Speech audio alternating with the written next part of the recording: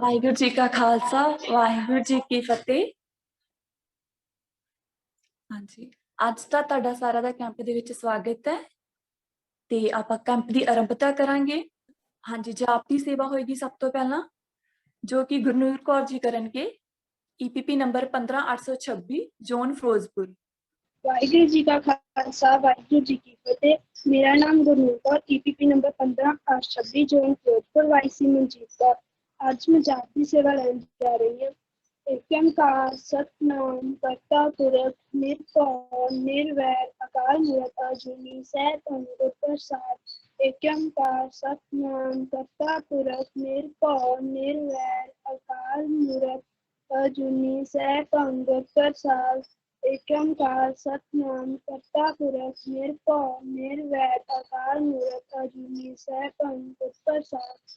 ਏਕ ਓਂਕਾਰ ਸਤਿਨਾਮ ਕਰਤਾ ਪੁਰਖ ਨਿਰਭਉ ਨਿਰਵੈਰ ਅਕਾਲ ਮੂਰਤ ਅਜੂਨੀ ਸੈਭੰ ਗੁਰ ਪ੍ਰਸਾਦਿ। ਏਕ ਓਂਕਾਰ ਸਤਿਨਾਮ ਕਰਤਾ ਪੁਰਖ ਨਿਰਭਉ ਨਿਰਵੈਰ ਅਕਾਲ ਮੂਰਤ ਅਜੂਨੀ ਸੈਭੰ ਗੁਰ ਪ੍ਰਸਾਦਿ। ਵਾਹਿਗੁਰੂ ਵਾਹਿਗੁਰੂ ਵਾਹਿਗੁਰੂ ਵਾਹਿਗੁਰੂ ਵਾਹਿਗੁਰੂ। ਵਾਹਿਗੁਰੂ ਜੀ ਕਾ ਖਾਲਸਾ ਵਾਹਿਗੁਰੂ ਜੀ ਕੀ ਫਤਿਹ। ਵਾਹਿਗੁਰੂ ਜੀ ਕਾ ਖਾਲਸਾ ਵਾਹਿਗੁਰੂ ਜੀ ਕੀ ਫਤਿਹ। ਹਾਂਜੀ, ਬਹੁਤ ਵਧੀਆ ਗੁਰਨੂਰ ਕੌਰ ਜੀ। ਹਾਂਜੀ, ਹੁਣ ਅੱਗੇ ਆਪਾਂ ਚੱਲਾਂਗੇ ਕੀਰਤਨ ਦੀ ਸੇਵਾ ਦੇ ਲਈ। ਕੀਰਤਨ ਦੀ ਸੇਵਾ ਕਰਨਗੇ ਮਨਦੀਪ ਕੌਰ ਜੀ, ਸੁਖਦੀਪ ਕੌਰ ਜੀ। EPP ਨੰਬਰ ਹੈਗਾ ਉਹਨਾਂ ਦਾ 13323 13324 ਜ਼ੋਨ ਸ਼ੇਰਪੁਰ। ਵਾਹਿਗੁਰੂ ਜੀ ਕਾ ਖਾਲਸਾ ਵਾਹਿਗੁਰੂ ਜੀ ਕੀ ਫਤਿਹ। ਵਾਹਿਗੁਰੂ ਜੀ ਕਾ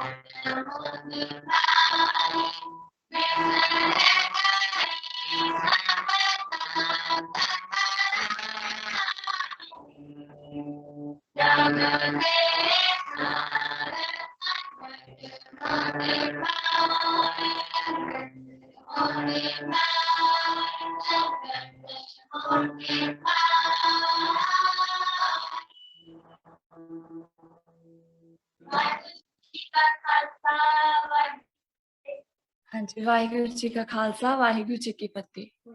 ਹਾਂਜੀ, ਬਹੁਤ ਵਧੀਆ ਕੀਤਾ ਜੀ ਕੀਰਤਨ, ਆਨੰਦ ਆ ਗਿਆ ਸੁਣ ਕੇ। ਹੁਣ ਆਪਾਂ ਆਪਣੇ ਅਗਲੇ ਸੈਸ਼ਨ ਵੱਲ ਵਧਦੇ ਹਾਂ ਜੀ। ਜਿਹੜਾ ਆਪਣਾ ਅਗਲਾ ਸੈਸ਼ਨ ਲੈਣਗੇ ਅਨਮੋਲਦੀਪ ਕੌਰ ਜੀ। ਇਹ ਆਪਣਾ ਪਿਛਲੇ ਸਾਲ ਤੋਂ ਇਹ ਕੈਂਪ ਅਟੈਂਡ ਕਰ ਰਹੇ ਨੇ। ਇਹ ਆਪਣਾ ਅਨੁਭਵ ਜਿਹੜਾ ਹੈ ਆਪਣੇ ਨਾਲ ਸਾਂਝਾ ਕਰਨਗੇ। ਹਾਂਜੀ, ਵਾਹਿਗੁਰੂ ਜੀ ਕਾ ਖਾਲਸਾ ਵਾਹਿਗੁਰੂ ਜੀ ਕੀ ਫਤਿਹ ਜੀ। ਵਾਹਿਗੁਰੂ ਜੀ ਕਾ ਖਾਲਸਾ ਵਾਹਿਗੁਰੂ ਜੀ ਕੀ ਫਤਿਹ। मेरा नाम अनमोलदीप कौर है। मेरे APP नंबर 16/018 जो लोग है जी। मेरे वाइस सोन सिंह जी हैं। मैं गुरबाणी पढ़न तो बाद मेरे की चेंज आया मेरा एक्सपीरियंस। वाहिगुरू जी मैं पहला कदे नितनेम नहीं सी कीता, सिर्फ घर दे करते सन। मैं पर मैनू नहीं सी पता है उस नितनेम बारे मैनू कोई जानकारी नहीं सी। बट उस दिन तो जदों दी मैं APP स्टूडेंट बनी हाँ मेरे बहुत चेंज आया है, मेरे बहुत ही बदलाव आया है। मैं पूरा नितनेम करन लगी हाँ ते गुरु साहिब ने परिवार ते बहुत ही कृपा की है। ते शाम नूं सारा ही परिवार असीं मेरे भैन भरा दादा दादी सारे बैठ के रहरास साहब दा पाठ करदे हाँ। ते पहला मेरे मन विच ना हनेरे दा बहुत डर हुंदा सीगा भी मैं बाहर नहीं जाना हैगा, मैनूं बहुत डर लगदा सीगा हनेरे तो।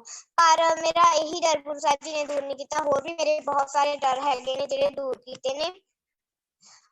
ते उदों तो मेरा गुरु साहिब जी ते बहुत ही आत्म विश्वास वधिया हैगा ते कैंप लाउण नाल सानूं बहुत ही लाभ होया वा ते मेरा सारा परिवार गुरबाणी नाल जुड़िया होया वा ते मैनूं कैंप विचों बहुत ही कुछ सीखण नूं मिलिया।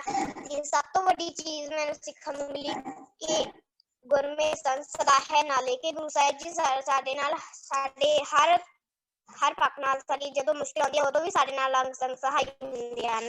पर ਉਹ ਮੁਸ਼ਕਿਲਾਂ ਦੇ ਸਮੇਂ 'ਚ ਵੀ ਸਾਡੇ ਨਾਲ ਸਾਡੇ ਅੰਗ ਸੰਗ ਸਹਾਈ ਹੁੰਦੇ ਹਨ। ਤਾਂ ਸਾਨੂੰ ਡਟ ਕੇ ਸਾਹਮਣਾ ਕਰਨਾ ਚਾਹੀਦਾ, ਸਾਨੂੰ ਘਬਰਾਉਣਾ ਨਹੀਂ ਚਾਹੀਦਾ ਮੁਸ਼ਕਿਲਾਂ ਤੋਂ। ਤਾਂ ਸਾਨੂੰ ਕੈਂਪ 'ਚੋਂ ਬਹੁਤ ਹੀ ਕੁਝ ਸਿੱਖਣ ਨੂੰ ਮਿਲਿਆ ਹੈ। ਸੋ ਮੈਂ ਪੂਰੀ ਐਜੂਕੇਟ ਪੰਜਾਬ ਪ੍ਰੋਜੈਕਟ ਦੀ ਟੀਮ ਦਾ ਧੰਨਵਾਦ ਕਰਦੀ ਹਾਂ ਤੇ ਜਸਵਿੰਦਰ ਸਿੰਘ ਖਾਲਸਾ ਜੀ ਦਾ ਵੀ ਧੰਨਵਾਦ ਕਰਦੀ ਹਾਂ ਤੇ ਮੇਰੇ ਵਾਈਸ ਸਿੰਘ ਜੀ ਕੇ ਜਿੱਥੇ ਸਾਨੂੰ ਉਹ ਪੜ੍ਹਾ ਰਹੇ ਨੇ, ਸਾਡੀ ਪੜ੍ਹਾਈ ਵਿੱਚ ਵੀ ਮਦਦ ਕਰ ਰਹੇ ਹਨ। ਤਾਂ ਤੇ ਉਹ ਸਾਨੂੰ ਗੁਰਬਾਣੀ ਤੇ ਗੁਰੂ ਨਾਲ ਵੀ ਜੋੜ ਰਹੇ ਹਨ। ਸੋ ਮੈਂ ਉਹਨਾਂ ਦਾ ਬਹੁਤ ਹੀ ਧੰਨਵਾਦ ਕਰਦੀ ਹਾਂ। ਵਾਹਿਗੁਰੂ ਜੀ ਕਾ ਖਾਲਸਾ ਵਾਹਿਗੁਰੂ ਜੀ ਕੀ ਫਤਿਹ। ਹਾਂਜੀ, ਵਾਹਿਗੁਰੂ ਜੀ ਕਾ ਖਾਲਸਾ ਵਾਹਿਗੁਰੂ ਜੀ ਕੀ ਫਤਿਹ। ਬਹੁਤ ਬਹੁਤ ਧੰਨਵਾਦ ਜੀ ਅਨਮੋਲਦੀਪ ਜੀ। ਤੁਸੀਂ ਬਹੁਤ ਹੀ ਪਿਆਰਾ ਅਨੁਭਵ ਆਪਣਾ ਜਿਹੜਾ ਸਾਡੇ ਨਾਲ ਸਾਂਝਾ ਕੀਤਾ। ਅਸੀਂ ਦੇਖ ਰਹੇ ਸੀ ਵੀ ਤੁਸੀਂ ਤੇ ਤੁਹਾਡੇ ਦਾਦੀ ਜੀ ਉਹ ਵੀ ਸਾਡੇ ਨਾਲ ਜਿਹੜਾ ਹੈ ਇਹ ਪੂਰਾ ਜਿਹੜਾ ਪਿਛਲੇ 1 ਸਾਲ ਤੋਂ ਚੱਲ ਰਿਹਾ ਵਾ ਆਪਣਾ ਕੈਂਪ ਉਹ ਅਟੈਂਡ ਕਰ ਰਹੇ ਹੋ। ਮੈਨੂੰ ਬਹੁਤ ਖੁਸ਼ੀ ਹੋਈ ਤੇ ਮੈਂ ਅੱਗੇ ਤੁਹਾਨੂੰ ਇਹ ਕਹਿੰਦੀ ਹਾਂ ਵੀ ਤੁਸੀਂ ਆਪ ਵੀ ਜੁੜੋ ਤੇ ਹੋਰਨਾਂ ਨੂੰ ਵੀ ਜੋੜੋ। ਜਿੰਨੇ ਵੀ ਜਾਣੇ ਇਸ ਕੈਂਪ ਦੇ ਨਾਲ ਜੁੜੇ ਹੋਏ ਨਾ ਉਹਨਾਂ ਨੂੰ ਇਹੀ ਬੇਨਤੀ ਆ ਕਿ ਆਪ ਵੀ ਜੁੜੋ ਤੇ ਹੋਰਨਾਂ ਨੂੰ ਵੀ ਇਸ ਕੈਂਪ ਦੇ ਨਾਲ ਜੋੜੋ, ਕਿਉਂਕਿ ਆਪਾਂ ਨੂੰ ਕਿੰਨਾ ਕੁਝ ਸਿੱਖਣ ਨੂੰ ਮਿਲ ਰਿਹਾ ਇਸ ਕੈਂਪ ਤੋਂ। ਤੇ ਜਿਵੇਂ ਕਿ ਹੁਣ ਅਨਮੋਲਦੀਪ ਜੀ ਨੇ ਕਿਹਾ ਸੀ ਨਾ ਕਿ ਗੁਰ ਮੇਰੇ ਸੰਗ ਸਦਾ ਹੈ ਨਾਲੇ, ਤੇ ਉਹਨਾਂ ਨਾਲ ਹੀ ਆਪਣੇ ਸਭ ਦੇ ਨਾਲ ਹੀ ਪਰਮਾਤਮਾ ਆਪਣੇ ਨਾਲ ਹਮੇਸ਼ਾ ਅੰਗ ਸੰਗ ਰਹਿੰਦਾ। ਤੇ ਹਾਂਜੀ, ਹੁਣ ਆਪਣਾ ਜਿਹੜਾ ਅਗਲਾ ਸੈਸ਼ਨ ਹੈ ਪਹਿਲਾਂ ਉਹ ਜਿਹੜਾ ਲੈਣਗੇ ਇੰਦਰਪਾਲ ਸਿੰਘ ਜੀ, ਜਿਹੜੇ ਕਿ ਨੇ ਟਿਪਸ ਟੂ ਇੰਪਰੂਵ ਯੋਰਸੈਲਫ, ਵੀ ਕਿਵੇਂ ਆਪਾਂ ਇੰਪਰੂਵ ਕਰ ਸਕਦੇ ਹਾਂ ਆਪਣੇ ਸੈਲਫ ਨੂੰ। ਠੀਕ ਹੈ ਜੀ, ਇਸ ਟੌਪਿਕ ਤੇ ਆਪਣੇ ਨਾਲ ਗੱਲਬਾਤ ਕਰਨਗੇ ਜੀ। ਵਾਹਿਗੁਰੂ ਜੀ ਕਾ ਖਾਲਸਾ ਵਾਹਿਗੁਰੂ ਜੀ ਕੀ ਫਤਿਹ। ਵਾਹਿਗੁਰੂ ਜੀ ਕਾ ਖਾਲਸਾ ਵਾਹਿਗੁਰੂ ਜੀ ਕੀ ਫਤਿਹ। ਦਾ ਮੇਰਾ ਸੈਸ਼ਨ ਹੈ ਜੀ ਟਿਪਸ ਟੂ ਇੰਪਰੂਵ ਯੋਰਸੈਲਫ। ਅਸੀਂ ਜਾਣਦੇ ਹਾਂ ਸਾਨੂੰ 1 ਸਾਲ ਹੁਣ ਵੀ ਅੱਗੇ ਸਾਨੂੰ 10 ਦਿਨਾਂ ਦਾ ਹੋਰ ਲੋਕਡਾਊਨ 1 ਤਰੀਕੇ ਦਾ ਮਿਲ ਗਿਆ ਹੈ ਤੇ ਅਸੀਂ ਸਾਰੇ ਸਟੂਡੈਂਟਸ ਹੁਣ ਘਰ ਵਿੱਚ ਹੁੰਦੇ ਹਾਂ ਤੇ ਕਿਵੇਂ ਅਸੀਂ ਆਪਣੇ ਆਪ ਨੂੰ ਇੰਪਰੂਵ ਕਰ ਸਕਦੇ ਹਾਂ। ਇੱਕ ਬੱਚੇ ਉਹ ਹੋਣਗੇ ਜਿਹੜੇ ਇਸ ਟਾਈਮ ਨੂੰ ਵੇਸਟ ਕਰ ਦੇਣਗੇ, ਛੁੱਟੀਆਂ ਦੀ ਤਰ੍ਹਾਂ ਲੈ ਲੈਣਗੇ ਨਾ, ਪਰ ਅਸੀਂ ਕਿਉਂਕਿ ਇਸ ਕੈਂਪ ਨੂੰ ਵੀ ਅਟੈਂਡ ਕਰ ਰਹੇ ਹਾਂ, ਅਸੀਂ ਕਰ ਰਹੇ ਹਾਂ ਵੀ ਆਪਣੇ ਆਪ ਨੂੰ ਇੰਪਰੂਵ ਕਰਦੇ ਰਹੀਏ, ਅਸੀਂ ਸਿੱਖਦੇ ਰਹੀਏ, ਆਪਣੇ ਫਿਊਚਰ ਵਾਸਤੇ ਪ੍ਰਿਪੇਅਰ ਹੋਈਏ। ਤਾਂ ਉਹ ਕੀ ਕਰੀਏ, ਅਸੀਂ ਕੁਝ ਟਿਪਸ ਮੈਂ ਲੈ ਕੇ ਆਇਆ ਵੀ ਆਪਣੇ ਆਪ ਨੂੰ ਕਿਵੇਂ ਅਸੀਂ ਇੰਪਰੂਵ ਕਰਦੇ ਰਹੀਏ। Tips to improve yourself. So ਜੀ ਮੇਰਾ ਟੌਪਿਕ ਹੈ ਟਿਪਸ ਟੂ ਇੰਪਰੂਵ ਯੋਰਸੈਲਫ। ਆਪਣੇ ਆਪ ਨੂੰ ਕਿਵੇਂ ਅਸੀਂ ਇੰਪਰੂਵ ਕਰਦੇ ਰਹੀਏ ਤੇ ਇਹਦੇ ਵਿੱਚ ਮੈਂ ਇੱਕ ਪਾਰਟਿਕੂਲਰ ਟੌਪਿਕ ਲਿਆ ਹੈ ਰੀਡਿੰਗ ਦੇ ਨਾਲ, ਕਿਵੇਂ ਅਸੀਂ ਰੀਡਿੰਗ ਦੇ ਨਾਲ ਆਪਣੇ ਆਪ ਨੂੰ ਇੰਪਰੂਵ ਕਰਦੇ ਰਹੀਏ। ਗੁਰਬਾਣੀ ਵਿੱਚ ਇੱਕ ਫਰਮਾਨ ਆਉਂਦਾ ਹੈ, ਇਹ ਸਰੀਰ ਕਰਮ ਕੀ ਧਰਤੀ, ਗੁਰਮੁਖ ਮੱਥ ਮੱਥ ਤਤ ਕਢਈਆ। ਜਿਵੇਂ ਆਮ ਧਰਤੀ ਹੁੰਦੀ ਹੈ ਨਾ, ਉੱਤੇ ਅਸੀਂ ਕੁਝ ਬੀਜ ਦਈਏ ਤੇ ਅਸੀਂ ਕੁਝ ਟਾਈਮ ਬਾਅਦ ਆ ਕੇ ਦੇਖੀਏ ਉੱਥੇ ਕੁਝ ਬੜਾ ਸੋਹਣਾ ਉੱਗਿਆ ਹੋਏਗਾ। ਅੰਬ ਦਾ ਬੀਜ ਬੀਜ ਦਿਓ, ਅੰਬ ਦਾ ਦਰਖਤ ਉੱਗਿਆ ਹੋਏਗਾ, ਹਨਾ। ਕਣਕ ਬੀਜ ਦਿਓ, ਕਣਕ ਉੱਗੀ ਹੋਏਗੀ। ਜੇ ਤੁਸੀਂ ਉਹਨੂੰ ਐਵੇਂ ਹੀ ਛੱਡ ਦਿਓ ਤੇ ਕੁਝ ਟਾਈਮ ਬਾਅਦ ਆ ਕੇ ਦੇਖੋ, ਜਾਂ ਤਾਂ ਤੁਸੀਂ ਦੇਖੋਗੇ ਵੀ ਉਹ ਐਵੇਂ ਬੰਜਰ ਹੀ ਪਈ ਹੈ, ਜਾਂ ਤੁਸੀਂ ਦੇਖੋਗੇ ਉੱਥੇ ਕੁਝ ਵੀਡਸ, ਕੋਈ ਜੰਗਲੀ ਘਾਹ ਵਗੈਰਾ ਉੱਗੀ ਹੋਈ ਹੈ। ਗੁਰੂ ਸਾਹਿਬ ਸਾਨੂੰ ਕਹਿੰਦੇ ਨੇ ਵੀ ਸਾਡਾ ਜਿਹੜਾ ਸਰੀਰ ਹੈ ਇਹ ਵੀ ਇਸੇ ਤਰ੍ਹਾਂ ਇੱਕ ਧਰਤੀ ਹੈ, ਇਹ ਕੋਈ ਬੀਜਾਂ ਦੀ, ਕੋਈ ਫਲ ਦੀ ਧਰਤੀ ਨਹੀਂ, ਇਹ ਕਰਮ ਦੀ ਧਰਤੀ ਹੈ, ਹੈਨਾ। ਇੱਥੇ ਅਸੀਂ ਕਰਮ ਬੀਜਦੇ ਹਾਂ ਤੇ ਉਹ ਕਰਮ ਦੇ ਫਿਰ ਸਾਨੂੰ ਕੋਈ ਫਲ ਮਿਲਦੇ ਨੇ। ਤੇ ਗੁਰਮੁਖ ਕੀ ਕਰਦਾ ਹੈ, ਗੁਰਮੁਖ ਮੱਥ ਮੱਥ ਤਤ ਕਢਈਆ, ਉਹ ਉੱਤੇ ਨਾ ਕੋਈ ਘਾਲਣਾ ਘਾਲ ਕੇ ਕੋਈ ਤੱਤ ਕੱਢ ਲੈਂਦਾ ਹੈ। ਇੱਕ ਕੋਟ ਮੈਨੂੰ ਬੜਾ ਵਧੀਆ ਲੱਗਦਾ ਹੈ, ਕਹਿੰਦੇ ਨੇ a reader lives 1000 lives before he dies। ਜਿਹੜਾ ਪੜ੍ਹਦਾ ਰਹਿੰਦਾ ਹੈ, ਹਮੇਸ਼ਾ ਗਿਆਨ ਵਿੱਚ ਵਾਧਾ ਕਰਦਾ ਰਹਿੰਦਾ ਹੈ ਨਾ, ਜਿਹੜਾ ਕਿਤਾਬਾਂ ਪੜ੍ਹਨ ਦਾ ਜਿਹਨੂੰ ਸ਼ੌਂਕ ਹੈ, ਉਹ ਆਪਣੀ ਮੌਤ ਤੋਂ ਪਹਿਲਾਂ ਬੜੀਆਂ ਸਾਰੀਆਂ ਜ਼ਿੰਦਗੀਆਂ ਜੀ ਲੈਂਦਾ ਹੈ, ਹਨਾ। ਜਿਵੇਂ ਮੈਂ ਆਪਣੀ ਜ਼ਿੰਦਗੀ ਤਾਂ ਜੀ, ਪਰ ਜਦੋਂ ਮੈਂ ਭਾਈ ਵੀਰ ਸਿੰਘ ਜੀ ਬਾਰੇ ਪੜ੍ਹਿਆ ਤੇ ਇੱਕ ਤਰੀਕੇ ਨਾਲ ਮੈਂ ਉਹਨਾਂ ਦਾ ਜੀਵਨ ਵੀ ਜੀ ਕੇ ਵੇਖ ਲਿਆ, ਹਨਾ। ਵੀ ਭਾਈ ਵੀਰ ਸਿੰਘ ਜੀ ਇੱਥੋਂ ਤੁਰੇ, ਉਹਨਾਂ ਨੇ ਉਦੋਂ ਪਹਿਲੀ ਕਿਤਾਬ ਲਿਖੀ, ਫਿਰ ਉਹਨਾਂ ਨੇ ਇਹ ਵਾਲੀ ਪ੍ਰੈਸ ਸ਼ੁਰੂ ਕੀਤੀ, ਹਨਾ। ਇਸੇ ਤਰ੍ਹਾਂ ਜਦੋਂ ਮੈਂ ਡਾਕਟਰ ਅਬਦੁਲ ਕਲਾਮ ਜੀ ਬਾਰੇ ਪੜ੍ਹਿਆ ਤੇ ਮੈਂ ਇੱਕ ਤਰ੍ਹਾਂ ਨਾਲ ਉਹਨਾਂ ਦਾ ਜੀਵਨ ਵੀ ਜੀ ਲਿਆ, ਵੀ ਏਦਾਂ ਉਹਨਾਂ ਨੇ ਪਹਿਲੀ ਵਾਰੀ ਉੱਥੇ ਐਡਮਿਸ਼ਨ ਲਿਆ, ਉਹ ਵਾਲਾ ਉਹਨਾਂ ਨੇ ਟੈਸਟ ਕਲੀਅਰ ਕੀਤਾ, ਹਨਾ। ਇਸੇ ਤਰ੍ਹਾਂ ਜਿਹੜਾ ਵੀ ਰੀਡਰ ਹੁੰਦਾ ਹੈ ਉਹ ਕਿੰਨੀਆਂ ਸਾਰੀਆਂ ਜ਼ਿੰਦਗੀਆਂ ਜੀ ਕੇ ਦੇਖ ਲੈਂਦਾ ਹੈ, ਪਰ ਜਿਹੜਾ ਨਹੀਂ ਪੜ੍ਹਦਾ ਉਹ ਇੱਕੋ ਆਪਣੀ ਵਾਲੀ ਜ਼ਿੰਦਗੀ ਜੀਂਦਾ ਹੈ, ਹਨਾ। ਸੋ ਇੱਕ ਮੈਨੂੰ ਛੋਟੇ ਹੁੰਦਿਆਂ ਪਹਿਲਾਂ ਲੱਗਦਾ ਹੁੰਦਾ ਸੀਗਾ ਵੀ ਜਿਹੜੀਆਂ ਕਿਤਾਬਾਂ ਨੇ, ਬੁੱਕਸ ਨੇ, ਉਹ ਸਾਰੇ ਨਹੀਂ ਪੜ੍ਹਦੇ ਹੁੰਦੇ। ਜਿਵੇਂ ਬੈਡਮਿੰਟਨ ਹੈ ਨਾ, ਸਾਰਿਆਂ ਨੂੰ ਨਹੀਂ ਬੈਡਮਿੰਟਨ ਖੇਡਣ ਦਾ ਸ਼ੌਂਕ ਹੁੰਦਾ। ਮੈਨੂੰ ਐਵੇਂ ਲੱਗਦਾ ਹੁੰਦਾ ਸੀ ਵੀ ਸਾਰਿਆਂ ਨੂੰ ਥੋੜੀ ਨਾ ਕਿਤਾਬਾਂ ਪੜ੍ਹਨ ਦਾ ਸ਼ੌਂਕ ਹੋ ਸਕਦਾ ਹੈ। 2 ਸਾਲ ਪਹਿਲਾਂ ਨਾ ਸਾਡੇ ਸਕੂਲ ਵਿੱਚ ਇੱਕ ਮੁੰਡਾ ਆਇਆ, ਉਹਨੂੰ ਸਪੋਰਟਸ ਦਾ ਬੜਾ ਸ਼ੌਕ ਹੈ। ਉਹ ਨੈਸ਼ਨਲ ਲੈਵਲ ਤੇ ਸਵਿਮਿੰਗ ਦਾ ਚੈਂਪੀਅਨ ਰਹਿ ਚੁੱਕਿਆ ਹੈ, ਹਨਾ। ਉਹ ਇੰਡੀਆ ਲੈਵਲ ਤੇ ਸਵਿਮਿੰਗ ਵਿੱਚ ਜਿੱਤ ਚੁੱਕਿਆ ਹੈ। ਤੇ ਨਾ ਮੈਂ ਉਹਨੂੰ ਦੇਖਦਾ ਹੁੰਦਾ ਸੀ ਵੀ ਇਹ ਹਰ ਦੂਜੇ ਤੀਜੇ ਦਿਨ ਲਾਇਬ੍ਰੇਰੀ ਵਿੱਚ ਜਾਂਦਾ ਹੈ, ਕਰਦਾ ਕੀ ਹੈ। ਧਿਆਨ ਨਾਲ ਦੇਖਿਆ ਤੇ ਕਦੀ ਉਹ ਕੋਈ ਬੁੱਕ ਲੈ ਕੇ ਜਾਂਦਾ ਹੁੰਦਾ ਸੀਗਾ ਤੇ ਕਦੀ ਕੋਈ ਵਾਪਸ ਉੱਥੋਂ ਦੀ ਲੈ ਕੇ ਆਉਂਦਾ ਹੁੰਦਾ ਸੀਗਾ। ਮੈਨੂੰ ਇੱਕ ਵਾਰੀ ਦੇਖਿਆ ਵੀ ਇਹ ਕਿਹੜੀਆਂ ਬੁੱਕਸ ਪੜ੍ਹਦਾ ਤੇ ਦੇਖਿਆ ਵੀ ਕਿਉਂਕਿ ਉਹਨੂੰ ਸਪੋਰਟਸ ਦਾ ਸ਼ੌਂਕ ਸੀਗਾ, ਤੇ ਨਾ ਕਦੀ ਉਹ ਉਸੈਨ ਬੋਲਟ ਦੀ ਬਾਇਓਗ੍ਰਾਫੀ ਪੜ੍ਹ ਰਿਹਾ ਹੈ, ਕਦੀ ਉਹ ਕਿਸੇ ਸਵਿਮਰ ਦੀ ਬਾਇਓਗ੍ਰਾਫੀ ਪੜ੍ਹਦਾ ਪਿਆ ਹੈ। ਉਹਨੂੰ ਸ਼ੌਂਕ ਸੀਗਾ ਵੀ ਮੈਂ ਵੀ ਦੇਖਾਂ ਉਹਨੇ ਕਿਵੇਂ ਕੀਤਾ, ਮੈਂ ਵੀ ਉਸੇ ਤਰ੍ਹਾਂ ਅੱਗੇ ਜਾਵਾਂ। ਉਦੋਂ ਮੈਨੂੰ ਮਹਿਸੂਸ ਹੋਇਆ ਵੀ ਹਰੇਕ ਸਾਡੇ ਵਿੱਚੋਂ ਕਿਤਾਬਾਂ ਪੜ੍ਹ ਸਕਦਾ ਹੈ, ਆਪਣੇ ਫੀਲਡ ਦੀਆਂ, ਆਪਣੇ ਟੇਸਟ ਦੇ, ਆਪਣੇ ਸ਼ੌਂਕ ਦੇ ਅਨੁਸਾਰ। ਤਾਂ ਜੀ ਹਾਂ, ਸਾਨੂੰ ਸਾਰਿਆਂ ਨੂੰ ਹੀ ਕਿਤਾਬਾਂ ਪੜ੍ਹਦੇ ਰਹਿਣਾ ਚਾਹੀਦਾ ਹੈ। ਇਲੋਨ ਮਸਕ, ਇਹ ਟੈਸਲਾ ਕੰਪਨੀ, ਉਹਦੇ CEO ਨੇ, ਤੁਸੀਂ ਸ਼ਾਇਦ ਸੁਣਿਆ ਹੋਏਗਾ। ਕੁਝ ਸਮਾਂ ਪਹਿਲਾਂ ਇਹ ਵਰਲਡਸ ਰਿਚੈਸਟ ਮੈਨ ਬਣ ਗਏ। ਇਹਨਾਂ ਦੀ ਕੰਪਨੀ ਸਭ ਤੋਂ ਅਮੀਰ ਹੋ ਗਈ, ਵਰਲਡਸ ਰਿਚੈਸਟ ਮੈਨ, ਇਹਨਾਂ ਦੀ ਕਿੰਨੇ $100 ਬਿਲੀਅਨ ਦੀ ਵੈਲਥ ਹੋ ਗਈ। ਜਦੋਂ ਮੈਂ ਇਹਨਾਂ ਬਾਰੇ ਪੜ੍ਹਿਆ, ਇਹਨਾਂ ਬਾਰੇ ਇੱਕ ਵੀਡੀਓ ਦੇਖੀ, ਮੈਨੂੰ ਪਤਾ ਲੱਗਿਆ ਵੀ ਇਹਨਾਂ ਨੇ ਕਿਵੇਂ ਏਡਾ ਵੱਡਾ ਇੱਕ ਆਪਣਾ ਐਮਪਾਇਰ ਖੜਾ ਕੀਤਾ। ਕਿਵੇਂ ਕੀਤਾ? ਕਹਿੰਦੇ ਇਹ ਛੋਟੇ ਹੁੰਦੇ ਨਾ, ਇਹਨਾਂ ਨੂੰ ਪੜ੍ਹਨ ਦਾ ਏਡਾ ਸ਼ੌਂਕ ਸੀ, ਇਹ ਹਰ ਦਿਨ ਕਈ ਘੰਟੇ ਪੜ੍ਹਦੇ ਰਹਿੰਦੇ ਸੀਗੇ। ਇਹਨਾਂ ਨੂੰ ਅੱਜ ਪੁੱਛੋ ਨਾ ਵੀ ਤੁਹਾਡੀ ਸਫਲਤਾ ਦਾ ਕੀ ਰਾਜ਼ ਹੈ, ਤੇ ਕਹਿੰਦੇ ਨੇ ਮੈਨੂੰ ਕਿਤਾਬਾਂ ਨੇ ਪਾਲਿਆ ਹੈ, ਹਨਾ। ਇਹਨਾਂ ਬਾਰੇ ਹੋਰ ਪੜ੍ਹਿਆ, ਕਹਿੰਦੇ ਜਦੋਂ ਇਹਨਾਂ ਨੇ ਆਪਣੀ ਇੱਕ ਰੋਕੇਟ ਦੀ ਕੰਪਨੀ ਸ਼ੁਰੂ ਕਰਨੀ ਸੀਗੀ, ਸਪੇਸ ਐਕਸ, ਤੇ ਨਾ ਉਦੋਂ ਇਹਨਾਂ ਨੂੰ ਰੋਕੇਟਸ ਬਣਾਉਣ ਬਾਰੇ, ਉਡਾਉਣ ਬਾਰੇ ਇੰਨਾ ਨਹੀਂ ਸੀ ਪਤਾ ਹੁੰਦਾ। ਇਹਨਾਂ ਨੇ ਕੀ ਕੀਤਾ, ਰਸ਼ੀਆ ਦਾ ਨਾ ਕੋਈ ਇੱਕ ਮੈਨੂਅਲ ਸੀਗਾ, ਰਸ਼ੀਅਨ ਸਪੇਸ ਰੋਕੇਟ ਮੈਨੂਅਲ, ਉਹ ਇਹਨਾਂ ਨੇ ਪੜ੍ਹ ਛੱਡਿਆ, ਹਨਾ। ਇੱਕ ਆਪਾਂ ਪੇਪਾਲ ਕੰਪਨੀ ਸੁਣਦੇ ਹਾਂ ਨਾ, ਜਿਵੇਂ ਐਮਾਜ਼ੋਨ ਪੇ ਹੈ, ਜਿਵੇਂ ਗੂਗਲ ਪੇ ਹੈ, ਉਹ ਵੀ ਇੱਕ ਪੇਪਾਲ ਹੈ। ਉਹ ਜਦੋਂ ਇਹਨਾਂ ਨੇ ਸ਼ੁਰੂ ਕਰਨੀ ਸੀ, ਇਹਨਾਂ ਨੇ ਉਹ ਬਿਜ਼ਨਸ ਰਿਲੇਟਿਡ ਬੁੱਕਸ ਪੜ੍ਹ ਲਈਆਂ, ਇਕਨੋਮਿਕਸ ਦੀਆਂ ਬੁੱਕਸ ਪੜ੍ਹ ਲਈਆਂ। ਤਾਂ ਇਹ ਆਪ ਦੱਸਦੇ ਨੇ ਵੀ ਮੇਰੀ ਸਫਲਤਾ ਦੇ ਵਿੱਚ ਜੇ ਕੋਈ ਇੱਕ ਚੀਜ਼ ਦਾ ਕੋਈ ਫੈਕਟਰ ਹੈ ਤੇ ਉਹਨੇ ਬੁੱਕਸ। ਸਾਨੂੰ ਇਹ ਬਹੁਤੀ ਦੂਰ ਜਾਣ ਦੀ ਵੀ ਲੋੜ ਨਹੀਂ, ਕੋਈ ਵੀ ਅਸੀਂ ਉੱਚ ਪੱਧਰ ਦੀ ਸ਼ਖਸੀਅਤ ਨੂੰ ਚੁੱਕ ਕੇ ਦੇਖ ਲਈਏ ਸਾਡੇ ਆਲੇ ਦੁਆਲੇ, ਸਾਡੇ ਆਪਣੇ ਬੰਦਿਆਂ ਵਿੱਚੋਂ, ਤੇ ਅਸੀਂ ਦੇਖਦੇ ਹਾਂ ਵੀ ਉਹਨਾਂ ਨੇ ਨਾ ਕਿਸ ਤਰ੍ਹਾਂ ਆਪਣੇ ਆਪ ਨੂੰ ਐਜੂਕੇਟ ਉਹ ਕਰਦੇ ਰਹੇ, ਕਿਸੇ ਨਾ ਕਿਸ ਤਰ੍ਹਾਂ ਉਹ ਗਿਆਨ ਇਕੱਠਾ ਕਰਦੇ ਰਹੇ। ਉਹਨਾਂ ਨੂੰ ਇਹ ਚਾਹਤ ਸੀ ਵੀ ਸਿੱਖਦੇ ਰਹੀਏ ਹਨਾ। ਕਿਸੇ ਨੇ ਕਿਤਾਬਾਂ ਤੋਂ ਸਿੱਖ ਲਿਆ, ਕਿਸੇ ਨੇ ਸਿੱਖ ਲਿਆ ਵੀ ਕਿਸੇ ਨੂੰ ਮਿਲ ਕੇ, ਉਹ ਤੋਂ ਪੁੱਛ ਕੇ। ਭਾਈ ਕਾਹਨ ਸਿੰਘ ਨਾਭਾ ਜੀ ਬਾਰੇ ਅਸੀਂ ਪੜ੍ਹਦੇ ਹਾਂ ਕਿ ਮਹਾਨ ਕੋਸ਼ ਦੀ ਰਿਸਰਚ ਵਾਸਤੇ ਕਦੀ ਉਹ ਕਿਸੇ ਪਿੰਡ ਵਿੱਚ ਜਾਂਦੇ ਸੀ, ਕਦੀ ਕਿਸੇ ਨੂੰ ਪੁੱਛਦੇ ਸੀ, ਕਦੀ ਕਿਸੇ ਪੰਡਿਤ ਕੋਲ ਜਾਂਦੇ ਸੀ, ਕਿਸੇ ਮੌਲਵੀ ਤੋਂ ਪੁੱਛਦੇ ਸੀ, ਹਨਾ। ਸੋ ਹਰੇਕ ਜਿਹੜਾ ਵੀ ਕੋਈ ਸਫਲ ਇਨਸਾਨ ਹੁੰਦਾ ਹੈ, ਜਿਹੜਾ ਕੋਈ ਉੱਚੀ ਸ਼ਖਸੀਅਤ ਬਣਦਾ ਹੈ ਅੱਗੇ ਜਾ ਕੇ, ਉਹ ਆਪਣੇ ਗਿਆਨ ਵਿੱਚ, ਆਪਣੇ ਸਕਿੱਲਸ ਵਿੱਚ ਵਾਧਾ ਕਰਦਾ ਰਹਿੰਦਾ ਹੈ। ਸੋ ਇੱਕ ਫੁਰਮਾਨ ਆਂਦਾ ਹੈ, ਪ੍ਰਥਮੇ ਮਨ ਪ੍ਰਬੋਧੈ ਆਪਣਾ, ਪਾਛੈ ਅਵਰ ਰਿਝਾਵੈ। ਵੀ ਹੋਰ ਕੰਮ ਕਰਨ ਤੋਂ ਪਹਿਲਾਂ ਅਸੀਂ ਆਪਣੇ ਮਨ ਨੂੰ ਸੋਹਣਾ ਬਣਾ ਲਈਏ, ਮਨ ਦਾ ਵਿਕਾਸ ਕਰੀਏ, ਬਾਕੀ ਕੰਮ ਅਸੀਂ ਬਾਅਦ ਵਿੱਚ ਕਰੀਏ, ਬਾਕੀ ਆਪਣੇ ਆਪ ਹੁੰਦੇ ਰਹਿਣਗੇ।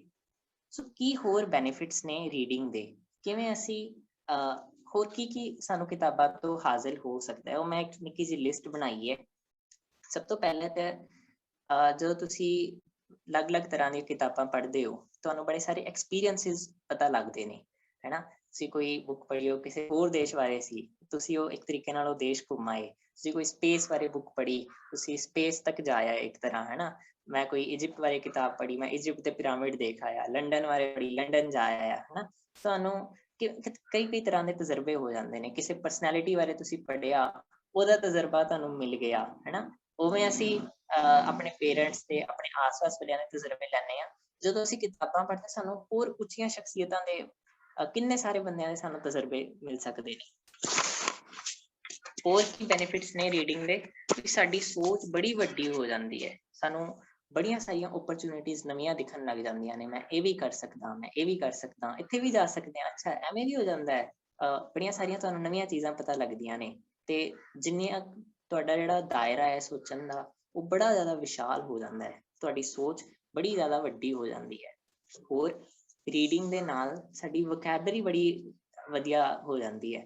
ਕਦੇ ਤੁਹਾਨੂੰ ਏਦਾਂ ਲੱਗਿਆ ਵੀ ਤੁਸੀਂ ਕੋਈ ਚੀਜ਼ ਸਮਝਾਉਣਾ ਚਾਹੁੰਦੇ ਹੋ, ਸਮਝਾ ਨਹੀਂ ਪਾ ਰਹੇ, ਤੁਹਾਨੂੰ ਉਹ ਵਾਲਾ ਸ਼ਬਦ ਨਹੀਂ ਆ ਪਾ ਰਿਹਾ, ਹਨਾ, ਇਹਨੂੰ ਕਿਵੇਂ ਕਹੀਏ, ਤੇ ਜਾਂ ਫਿਰ ਇਹ ਚੀਜ਼ ਨੂੰ ਹੋਰ ਕਿਸ ਢੰਗ ਨਾਲ ਕਹੀਏ ਵੀ ਸੁਣਨ ਵਾਲੇ ਤੇ ਬੜਾ ਪ੍ਰਭਾਵ ਪਵੇ, ਬੜਾ ਸੋਹਣਾ ਲੱਗੇ ਕਿਹਾ ਹੋਇਆ, ਹਨਾ। ਸੋ ਉਹ ਸ਼ਬਦ, ਉਹ ਵੋਕੈਬਲਰੀ, ਉਹ ਡਿਕਟਮ ਸਾਨੂੰ ਮਿਲ ਜਾਂਦਾ ਹੈ ਜਦੋਂ ਅਸੀਂ ਬੁੱਕਸ ਪੜ੍ਹਦੇ ਹਾਂ। ਹੋਰ ਕੀ ਫਾਇਦੇ ਨੇ ਰੀਡਿੰਗ ਦੇ? ਰੀਡਿੰਗ ਇਜ਼ ਡਿਲਾਈਟਫੁਲ, ਮਤਲਬ ਰੀਡਿੰਗ ਨਾਲ ਬੜਾ ਮਜ਼ਾ ਆਉਂਦਾ ਹੈ। ਜਦੋਂ ਤੁਸੀਂ ਭਾਈ ਵੀਰ ਸਿੰਘ ਜੀ ਦੀ ਕਵਿਤਾ ਪੜ੍ਹਦੇ ਹੋ, ਐਸੀਆਂ ਰਾਤਾਂ, ਪੁੰਨਿਆਂ ਦਾ ਚੰਦ, ਛਟਕੀ ਹੋਈ ਚਾਨਣੀ ਰਾਤ, ਚੂਨੇ ਗੱਚ ਰੋਸ ਉੱਤੇ ਹੋਵਾਂ ਮੈਂ, ਨੈਣ ਹੋਣ ਬੰਦ, ਮਿੱਠੀ ਮਿੱਠੀ ਰੀਵੀ, ਦਿਲ ਕਮਲ ਤੇ ਤੁਸੀਂ, ਅਚਿੰਤ ਅਚਿੰਤ ਹੋਵਾਂ ਮੈਂ, ਧਿਆਨ ਜੱਫੀ ਵਿੱਚ, ਤੁਸੀਂ ਸਾਈਆਂ ਜੀਓ ਦਿਓ ਨਾ ਐਸੀਆਂ ਰਾਤਾਂ, ਹਨਾ। ਜਦੋਂ ਤੁਸੀਂ ਹੁਣ ਮੇਰੇ ਸਾਈਆਂ ਜੀਓ ਕਿਤਾਬ ਪੜ੍ਹੋਗੇ, ਹਨਾ, ਇਹੋ ਜਿਹੀਆਂ ਕਈ ਸਾਰੀਆਂ ਕਵਿਤਾਵਾਂ ਮਿਲਣਗੀਆਂ, ਤੁਸੀਂ ਕਹੋਗੇ ਵਾਹ ਕਿੱਡੀ ਸੋਹਣੀ ਕਵਿਤਾ ਲਿਖੀ ਹੈ, ਹਨਾ, ਕਿੰਨਾ ਮਜ਼ਾ ਆ ਗਿਆ, ਮੈਂ ਐਵੇਂ ਵਿਹਲਾ ਬੈਠਾ ਰਹਿੰਦਾ, ਮੈਨੂੰ ਇੰਨਾ ਮਜ਼ਾ ਨਹੀਂ ਸੀ ਆਉਣਾ, ਹਨਾ। ਸੋ ਰੀਡਿੰਗ ਨਾਲ ਤੁਸੀਂ ਡਿਲਾਈਟਡ ਹੋ ਜਾਂਦੇ ਹੋ। Reading is delightful. Reading gives strength. ਜਦੋਂ ਮੈਂ ਪਹਿਲੀ ਵਾਰ ਭਾਈ ਵੀਰ ਸਿੰਘ ਜੀ ਦੀ ਸੁੰਦਰੀ ਪੜ੍ਹੀ, ਹਨਾ, ਮੈਨੂੰ ਜਾਣਨ ਨੂੰ ਮਿਲਿਆ ਵੀ ਕਿਵੇਂ ਕਿਸੇ ਵਕਤ ਸਿੰਘ ਜੰਗਲਾਂ ਵਿੱਚ ਰਹਿੰਦੇ ਹੁੰਦੇ ਸਨ, ਕਿਵੇਂ ਉਹ ਕਿਸੇ ਨੂੰ ਲੋੜ ਹੁੰਦੀ ਸੀ ਨਾ, ਉਹ ਇਹ ਨਹੀਂ ਸੀ ਦੇਖਦੇ ਵੀ ਅਸੀਂ ਕਿੰਨੇ ਬੰਦੇ ਆ, ਸਾਡੇ ਚੋਂ ਕਿੰਨੇ ਬਚਣਗੇ, ਸਾਡੇ ਕੋਲ ਹਥਿਆਰ ਹੈ ਕਿ ਨਹੀਂ, ਉਹ ਮੁਗਲ ਕਿੰਨੇ ਨੇ, ਹਨਾ। ਉਹ ਕਹਿੰਦੇ ਸੀ ਉਹਨਾਂ ਨੂੰ ਸਾਡੀ ਲੋੜ ਹੈ, ਅਸੀਂ ਜਾ ਕੇ ਮਦਦ ਕਰ ਆਈਏ, ਹਨਾ। ਵੀ ਜਿਹੜਾ ਕੰਮ ਕਰਨ ਤੋਂ ਬਾਕੀ ਡਰ ਰਹੇ ਨੇ, ਉਹ ਵੀ ਕਰ ਲੈਂਦੇ ਹੁੰਦੇ ਸੀ। ਜੰਗਲਾਂ ਵਿੱਚ ਕਿਵੇਂ ਇਕੱਲੇ ਰਹਿਣਾ ਨਾ ਸਿੰਘਾਂ ਨੇ। ਸੋ ਤੁਹਾਨੂੰ ਇੱਕ ਬੜੀ ਸਟਰੈਂਥ ਮਿਲਦੀ ਹੈ ਸੁੰਦਰੀ ਪੜ੍ਹ ਕੇ। ਵਿਜੈ ਸਿੰਘ ਪੜ੍ਹ ਲਓ, ਸਤਵੰਤ ਕੌਰ ਪੜ੍ਹ ਲਓ, ਹਨਾ। ਐਵੇਂ ਤੁਸੀਂ ਕੋਈ ਵੀ ਕਿਤਾਬਾਂ ਪੜ੍ਹਦੇ ਹੋ, ਤੁਹਾਨੂੰ ਇੱਕ ਨਵੀਂ ਸਟਰੈਂਥ ਮਿਲ ਜਾਂਦੀ ਹੈ। ਹੋਰ ਸਭ ਤੋਂ ਵੱਡੀ ਗੱਲ ਵੀ ਰੀਡਿੰਗ ਦੇ ਨਾਲ ਤੁਹਾਡੇ ਗਿਆਨ ਵਿੱਚ ਵਾਧਾ ਹੁੰਦਾ ਹੈ। ਗਿਆਨ ਦੋ ਤਰ੍ਹਾਂ ਦਾ, ਸਧਾਰਨ ਗਿਆਨ ਵੀ, ਅੱਛਾ ਏਦਾਂ ਵੀ ਕਰ ਸਕਦੇ ਹਾਂ, ਉੱਥੇ ਉਹ ਹੋ ਰਿਹਾ ਹੈ, ਅੱਛਾ ਇਹ ਨਵੀਂ ਖੋਜ ਹੋਈ ਹੈ, ਉਹ ਸਧਾਰਨ ਗਿਆਨ। ਟੈਕਨੀਕਲ ਗਿਆਨ, ਜਿਵੇਂ ਮੈਂ ਐਲੋਨ ਮਸਕ ਦੀ ਐਗਜ਼ਾਮਪਲ ਦਿੱਤੀ, ਕਿ ਉਹਨਾਂ ਨੂੰ ਲੱਗਿਆ ਮੈਂ ਰੋਕੇਟ ਬਣਾਉਣਾ ਚਾਹੁੰਦਾ, ਤੇ ਉਹ ਟੈਕਨੀਕਲ ਨੌਲੇਜ ਮੈਨੂੰ ਚਾਹੀਦੀ ਹੈ, ਤੇ ਉਹਨਾਂ ਨੇ ਐਵੇਂ ਦੀ ਕਿਤਾਬ ਪੜ੍ਹ ਲਈ। ਸਾਨੂੰ ਗਿਆਨ, ਸਭ ਤੋਂ ਵੱਡੀ ਗੱਲ, ਕਿਤਾਬਾਂ ਤੋਂ ਸਾਨੂੰ ਗਿਆਨ ਮਿਲਦਾ ਹੈ। ਇੱਕ ਹੋਰ ਕੋਟ ਬੜਾ ਅੱਛਾ ਆਉਂਦਾ ਹੈ, the secret of your future is hidden in your daily routine। ਜੇ ਮੈਂ ਅੱਜ ਬੈਠਾ ਵੀ ਅੱਛਾ ਅੱਜ ਮੈਂ ਸਵੇਰੇ ਇੰਨੇ ਵਜੇ ਉੱਠਿਆ, ਮੈਂ ਪਹਿਲਾ ਕੰਮ ਇਹ ਕੀਤਾ, ਫਿਰ ਇਹ ਕੀਤਾ, ਫਿਰ ਇਹ ਕੀਤਾ, ਹਨਾ, ਇਹ ਮੇਰੀ ਡੇਲੀ ਰੂਟੀਨ ਬਣ ਗਈ। ਕਹਿੰਦੇ ਜੇ ਤੁਸੀਂ ਦੇਖਣਾ ਹੋਵੇ ਨਾ ਤੁਸੀਂ ਫਿਊਚਰ ਵਿੱਚ ਕਿੱਡੀ ਅੱਗੇ ਜਾਓਗੇ, ਕਿੰਨੀ ਤਰੱਕੀ ਕਰੋਗੇ, ਕਿਸ ਲੈਵਲ ਤੱਕ ਪਹੁੰਚੋਗੇ, ਤੇ ਨਾ ਆਪਣੀ ਡੇਲੀ ਰੂਟੀਨ ਦੇਖ ਲਓ ਵੀ ਮੈਂ ਆਮ ਦਿਨਚਰਿਆ ਮੇਰੀ ਕਿਹੋ ਜਿਹੀ ਹੈ, ਮੈਂ ਆਮ ਕਿਸੇ ਦਿਨ ਵਿੱਚ ਕੀ ਕਰਦਾ, ਮੈਂ ਵੈਸੇ ਹੀ ਘੁੰਮਦਾ ਰਹਿਣਾ ਜਾਂ ਮੈਂ ਕਦੀ ਕੁਛ ਨਵਾਂ ਸਿੱਖ ਲਿਆ, ਕਦੀ ਉਹ ਕਰ ਲਿਆ, ਉਹ ਕਰਕੇ ਵੇਖ ਲਿਆ, ਆਪਣੇ ਅੱਗੇ ਵਾਸਤੇ ਕੋਈ ਤਿਆਰੀ ਕਰ ਲਈ। ਕਹਿੰਦੇ the more you sweat in the times of peace, the less you bleed in the times of war। ਵੀ ਨਾ ਜਿਸ ਵਕਤ ਸ਼ਾਂਤੀ ਹੈ, ਜੰਗ ਨਹੀਂ ਲੱਗੀ ਹੋਈ, ਉਸ ਵਕਤ ਤੁਸੀਂ ਜਿੰਨਾ ਪਸੀਨਾ ਵਹਾਉਂਦੇ ਹੋ ਨਾ ਤਿਆਰੀ ਕਰਕੇ, ਉਹਨਾਂ ਤੁਹਾਨੂੰ ਜੰਗ ਦੇ ਸਮੇਂ ਘੱਟ ਖੂਨ ਵਹਾਉਣਾ ਪੈਂਦਾ ਹੈ। ਅੱਜ ਕੱਲ੍ਹ ਸਾਡੀ ਜੰਗ ਉਹ ਮੈਦਾਨ ਵਿੱਚ ਜਾ ਕੇ ਜੰਗ ਨਹੀਂ ਹੈ, ਸਾਡੀ ਜੰਗ ਸ਼ਾਇਦ ਗਿਆਨ ਦੀ ਜੰਗ ਹੈ ਹਨਾ, ਇੰਟੈਲੈਕਚੁਅਲ ਸਾਡੀ ਜੰਗ ਹੈ। ਉਹਦੇ ਵਾਸਤੇ ਸਾਡੀ ਤਿਆਰੀ, ਸਾਡਾ ਪਸੀਨਾ ਵਹਾਉਣਾ ਕੀ ਹੋਏਗਾ, ਉਹ ਸਾਨੂੰ ਉਹ ਇੱਕ ਪਸੀਨਾ ਵਹਾਉਣਾ ਕਿਤਾਬਾਂ ਪੜ੍ਹਨੀਆਂ ਵੀ ਹੈ। ਇੱਕ ਹੋਰ ਬੜਾ ਅੱਛਾ ਕੋਟ ਆਉਂਦਾ ਹੈ, ਕਹਿੰਦੇ some people are so poor, ਕੁਛ ਲੋਕ ਇੰਨੇ ਗਰੀਬ ਹੁੰਦੇ ਨੇ ਉਹਨਾਂ ਕੋਲ ਇਕੱਲਾ ਪੈਸਾ ਹੀ ਹੁੰਦਾ ਹੈ। ਅੱਜ ਕੱਲ੍ਹ ਅਸੀਂ ਵੇਖਦੇ ਹਾਂ ਵੀ ਨਾ ਸਾਨੂੰ ਇਹ ਸ਼ੌਂਕ ਹੁੰਦਾ ਵੀ ਮੇਰੇ ਬੜੇ ਸਾਰੇ ਫੋਲੋਅਰਸ ਹੋਣ, ਉਹ ਵੀ ਮੈਨੂੰ ਜਾਣਦਾ ਹੋਵੇ, ਉਹ ਵੀ ਮੈਨੂੰ ਜਾਣਦਾ ਹੋਵੇ। ਆਪਣੀ ਕਲਾਸ ਦੇ ਬੱਚਿਆਂ ਵਿੱਚ ਦੇਖਦਾ, ਉਹ ਇੱਕ ਦੂਜੇ ਨੂੰ ਪੁੱਛਦੇ ਨੇ ਅੱਛਾ ਤੇਰੇ ਇੰਸਟਾਗ੍ਰਾਮ ਤੇ ਕਿੰਨੇ ਫੋਲੋਅਰਸ ਹੋ ਗਏ, ਫੇਸਬੁੱਕ ਤੇ ਕਿੰਨੇ ਫਰੈਂਡਸ ਹੋ ਗਏ ਹਨਾ। ਸਾਨੂੰ ਹੁੰਦਾ ਵੀ ਮੈਂ ਫੇਮਸ ਵੀ ਹੋਵਾਂ, ਪਪੂਲਰ ਹੋਵਾਂ, ਮੈਂ ਅਮੀਰ ਵੀ ਹੋਵਾਂ, ਮੈਂ ਖੁਸ਼ ਵੀ ਰਵਾਂ, ਮੈਨੂੰ ਸਾਰੇ ਜਾਣਨ, ਮੈਂ ਉੱਥੇ ਵੀ ਪਹੁੰਚਾਂ। ਪਰ ਜਦੋਂ ਅਸੀਂ ਕਹਿੰਦੇ ਹਾਂ ਵੀ ਉਹਦੇ ਵਾਸਤੇ ਇਹ ਤਿਆਰੀ ਚਾਹੀਦੀ ਹੈ ਹਨਾ, ਉਹ ਅਸੀਂ ਉੱਥੋਂ ਕਈ ਵਾਰੀ ਝਿਜਕ ਜਾਂਦੇ ਹਾਂ। ਸੋ ਇਕੱਲੇ ਸਾਡੇ ਕੋਲ ਮਨੀ ਨਾ ਹੋਵੇ, ਅਸੀਂ ਉਹਨੂੰ ਡਿਜ਼ਰਵ ਕਰਦੇ ਹੋਈਏ, ਅਸੀਂ ਉਹਦੇ ਜੋਗੇ ਹੋਈਏ। ਤੋ ਜੀ ਇਹ ਗੱਲ ਹੋ ਗਈ ਵੀ ਅਸੀਂ ਕੀ ਸਾਨੂੰ ਬੈਨੀਫਿਟਸ ਨੇ ਕਿਤਾਬਾਂ ਪੜ੍ਹਨ ਦੇ, ਕਿਉਂ ਸਾਨੂੰ ਪੜ੍ਹਨੀਆਂ ਚਾਹੀਦੀਆਂ ਨੇ, ਕਿਵੇਂ ਅਸੀਂ ਕਿਤਾਬਾਂ ਪੜ੍ਹ ਕੇ ਆਪਣੀ ਇੰਪਰੂਵਮੈਂਟ ਕਰ ਸਕਦੇ ਹਾਂ, ਕਿੱਥੋਂ ਦੀ ਅਸੀਂ ਕਿਤਾਬਾਂ ਪੜ੍ਹ ਸਕਦੇ ਹਾਂ, ਕਿਹੜੇ ਸੋਰਸਿਸ ਤੋਂ ਅਸੀਂ ਕਿਤਾਬਾਂ ਪੜ੍ਹ ਸਕਦੇ ਹਾਂ। ਸਭ ਤੋਂ ਵਧੀਆ ਹੈ ਵੀ ਤੁਹਾਡੇ ਕੋਲ ਇੱਕ ਫਿਜ਼ੀਕਲ ਕਿਤਾਬ ਹੋਵੇ ਹਨਾ, ਉਹਦਾ ਇੱਕ ਆਪਣਾ ਹੀ ਮਜ਼ਾ ਹੈ। ਅਸੀਂ ਸਟਾਲਸ ਤੇ ਕਈ ਵਾਰ ਜਾਂਦੇ ਹਾਂ, ਮੇਲਿਆਂ ਤੇ ਅਸੀਂ ਜਾਂਦੇ ਹਾਂ, ਵਿਸਾਖੀ ਤੇ ਅਸੀਂ ਜਾਈਏ, ਹੋਲੇ ਮਹੱਲੇ ਤੇ ਜਾਈਏ, ਸ਼ਹੀਦੀ ਜੋੜ ਮੇਲਿਆਂ ਵਿੱਚ ਅਸੀਂ ਜਾਈਏ, ਕਈ ਸਾਰੇ ਸਟਾਲਸ ਲੱਗੇ ਹੁੰਦੇ ਨੇ ਕਿਤਾਬਾਂ ਦੇ ਹਨਾ, ਉੱਥੋਂ ਦੀ ਅਸੀਂ ਕਈ ਸਾਰੀਆਂ ਬੁੱਕਸ ਲੈ ਸਕਦੇ ਹਾਂ, ਬੁੱਕ ਸਟੋਰਸ ਤੋਂ ਅਸੀਂ ਲੈ ਸਕਦੇ ਹਾਂ। ਨਹੀਂ ਤੇ ਅੱਜ ਕੱਲ੍ਹ ਆਨਲਾਈਨ ਕਿੱਡਾ ਸੁੱਖ ਹੈ। ਮੈਂ ਕੁਝ ਸਮਾਂ ਪਹਿਲਾਂ 2 ਬੁੱਕਸ ਮੰਗਾਉਣੀਆਂ ਸੀਗੀਆਂ, ਉਹ 150 ਰੁਪਏ ਦੀਆਂ ਐਡੀਆਂ ਵਧੀਆ 2 ਬੁੱਕਸ ਆ ਗਈਆਂ ਹਨਾ। ਹੋਰ ਵਧੀਆ ਲਾਇਬ੍ਰੇਰੀ, ਮੈਂ ਆਪਣੀ ਪਹਿਲੀ ਬੁੱਕ ਲਾਇਬ੍ਰੇਰੀ ਵਿੱਚੋਂ ਲੈ ਕੇ ਪੜ੍ਹੀ ਸੀ। ਮੈਨੂੰ ਯਾਦ ਹੈ ਉਹ ਇੱਕ ਕਾਰਟੂਨ ਨਹੀਂ ਆਉਂਦੇ ਹੁੰਦੇ ਸੀਗੇ ਨੋਡੀ, ਲਾਲ ਜਿਹੀ ਟੋਪੀ ਹੁੰਦੀ ਸੀਗੀ, ਗੱਡੀ ਹੁੰਦੀ ਸੀ ਉਹਦੇ ਕੋਲ ਹਨਾ, ਉਹਦੀ ਉਹ ਕਾਮਿਕ ਬੁੱਕ ਟਾਈਪ ਬੁੱਕ ਸੀਗੀ। ਸੋ ਉਹ ਮੈਂ ਪਹਿਲੀ ਵਾਰ ਪੜ੍ਹੀ ਸੀਗੀ, ਉਹ ਮੈਂ ਲਾਇਬ੍ਰੇਰੀ ਚੋਂ ਲੈ ਕੇ ਪੜ੍ਹੀ ਸੀਗੀ। ਕਈ ਸਾਰੀਆਂ ਬੁੱਕਸ ਮੈਂ ਲਾਇਬ੍ਰੇਰੀ ਵਿੱਚੋਂ ਦੀ ਲੈ ਕੇ ਪੜ੍ਹੀਆਂ। ਹੁਣ ਅੱਜ ਕੱਲ੍ਹ ਅਸੀਂ ਮੰਨ ਲਓ ਮੇਲਿਆਂ ਤੇ ਵੀ ਨਹੀਂ ਜਾ ਸਕਦੇ, ਬੁੱਕ ਸਟੋਰਸ ਤੇ ਵੀ ਨਹੀਂ ਜਾ ਸਕਦੇ, ਲਾਇਬ੍ਰੇਰੀ ਵੀ ਨਹੀਂ ਸਾਡੀਆਂ ਖੁੱਲੀਆਂ, ਅਸੀਂ ਆਨਲਾਈਨ ਪੜ੍ਹ ਸਕਦੇ ਹਾਂ।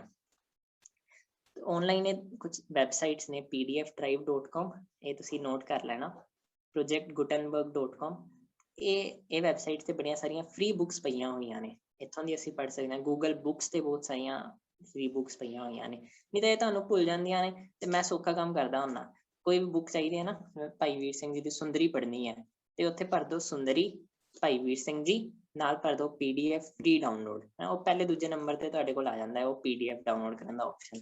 ਤੇ ਲੋਕਡਾਊਨ ਵਿੱਚ ਹਨਾ ਅਸੀਂ ਸਕੂਲ ਦੇ ਕੰਮ ਕਰਦੇ ਹਾਂ, ਸਾਰਿਆਂ ਨੇ ਸਿੱਖ ਲਿਆ PDF ਕਿਵੇਂ ਖੋਲੀਏ, PDF ਤੋਂ ਕਿਵੇਂ ਪੜ੍ਹੀਏ, ਕਿਹੜੇ ਐਪਸ ਨੇ। ਐਵੇਂ ਵੀ ਅਸੀਂ ਬਹੁਤ ਸਾਰੀਆਂ ਬੁੱਕਸ ਫ੍ਰੀ ਪਈਆਂ ਹੋਈਆਂ ਨੇ ਇੰਟਰਨੈਟ ਤੇ, ਕੋਈ ਵੀ ਅਸੀਂ ਬੁੱਕ ਦਾ ਨਾਮ ਭਰੀਏ ਨਾਲ ਭਰ ਦਈਏ PDF download, PDF free download, ਸਾਨੂੰ ਆਪਸ਼ਨ ਆ ਰਹੀ ਹੈ। ਕਈਆਂ ਵਿੱਚ ਬੜਾ ਜੋਸ਼ ਆ ਗਿਆ ਹੋਏਗਾ ਵੀ ਅਸੀਂ ਵੀ ਹੁਣ ਤੋਂ ਕਿਤਾਬਾਂ ਪੜ੍ਹਨੀਆਂ ਸ਼ੁਰੂ ਕਰੀਏ ਜਾਂ ਫਿਰ ਤੋਂ ਅਸੀਂ ਰੀਡਿੰਗ ਸਟਾਰਟ ਕਰੀਏ। ਕਿੱਥੋਂ ਦੀ ਅਸੀਂ ਸਟਾਰਟ ਕਰ ਸਕਦੇ ਹਾਂ, ਕੋਈ ਸੁਜੈਸ਼ਨਸ ਜੋ ਮੈਂ ਦੇਣਾ ਚਾਹਾਂਗਾ। ਜੇ ਤੁਸੀਂ ਮੈਨੂੰ ਪੁੱਛੋ ਵੀ ਕੋਈ ਕਿਤਾਬ ਜਿਹੜੀ ਮੇਰੀ ਫੇਵਰੇਟ ਹੋਵੇ, ਜਿਹਨੇ ਮੈਨੂੰ ਬੜਾ ਕੁਝ ਸਿਖਾਇਆ ਹੋਵੇ, ਬੜੀ ਮੈਮੋਰੇਬਲ ਹੋਵੇ, ਮੈਨੂੰ ਅੱਜ ਤੱਕ ਯਾਦ ਹੋਵੇ, ਦੀ ਐਲਕੈਮਿਸਟ। ਇੱਕ ਬੜੀ ਪਿਆਰੀ ਜਿਹੀ ਕਹਾਣੀ ਹੈ, ਇੱਕ ਮੁੰਡਾ, ਉਹਨੂੰ ਸੁਪਨਾ ਆਉਂਦਾ ਹੈ ਕਿ ਮੈਂ ਉਹ ਵਾਲੇ ਦੇਸ਼ ਜਾਵਾਂ ਨਾ, ਉੱਥੇ ਇਜਿਪਟ ਦੇ ਪਿਰਾਮਿਡਸ ਵਿੱਚ, ਉੱਥੇ ਨਾ ਕੋਈ ਮੈਨੂੰ ਖਜ਼ਾਨਾ ਮਿਲੇਗਾ। ਉਹਨੂੰ ਪਤਾ ਨਹੀਂ ਕੀ ਖਜ਼ਾਨਾ ਹੈ, ਉਹਨੂੰ ਵੈਸੇ ਹੀ ਸੁਪਨਾ ਆਇਆ, ਉਹ ਸੁਪਨਾ ਉਹਨੂੰ 2-3 ਵਾਰੀ ਆ ਗਿਆ, ਉਹਨੂੰ ਲੱਗਿਆ ਐਵੇਂ ਹੀ ਨਹੀਂ ਆਇਆ ਹੋ ਸਕਦਾ, ਕੋਈ ਗੱਲ ਹੈਗੀ ਹੈ ਨਾ। ਪਰ ਉਹ ਨਿਕਲ ਪੈਂਦਾ ਹੈ ਵੀ ਜਾ ਕੇ ਦੇਖ ਕੇ ਆਈਏ ਕੀ ਖਜ਼ਾਨਾ ਹੈ। ਫਿਰ ਬੜੀ ਅੱਛੀ ਕਿਤਾਬ ਹੈ ਵੀ ਉਹਨੂੰ ਮਿਲਦਾ ਹੈ ਕਿ ਨਹੀਂ, ਅਸੀਂ ਤੁਹਾਨੂੰ ਕੀ ਸਿੱਖਣ ਨੂੰ ਮਿਲਦਾ ਹੈ, ਕੀ ਮੁਸ਼ਕਿਲਾਂ ਆਉਂਦੀਆਂ ਨੇ, ਤੁਹਾਡੇ 'ਚ ਇੱਕ ਨਵੇਂ ਡ੍ਰੀਮਸ ਨੂੰ ਪੂਰਾ ਕਰਨ ਦੀ ਕਾਬਲੀਅਤ ਆ ਜਾਂਦੀ ਹੈ। ਜੇ ਤੁਸੀਂ ਪੰਜਾਬੀ ਦੀਆਂ ਬੁੱਕਸ ਦਾ ਤੁਹਾਨੂੰ ਸ਼ੌਂਕ ਹੈ ਤੇ ਤੁਸੀਂ ਪੰਜਾਬੀ ਦੀਆਂ ਬੁੱਕਸ ਪੜ੍ਹ ਸਕਦੇ ਹੋ। ਭਾਈ ਵੀਰ ਸਿੰਘ ਜੀ ਬੜੀ ਅੱਛੀ ਜਗ੍ਹਾ ਹੈ ਸ਼ੁਰੂ ਕਰਨ ਦੇ ਲਈ। ਪਿਆਰੇ ਦਾ ਪਿਆਰਾ ਪੜ੍ਹ ਸਕਦੇ ਹੋ, ਬੜੀ ਅੱਛੀ ਕਿਤਾਬ ਹੈ। ਰਾਣਾ ਭਬੋਰ, ਮਜ਼ਾ ਆ ਜਾਂਦਾ ਰਾਣਾ ਭਬੋਰ ਪੜ੍ਹ ਕੇ।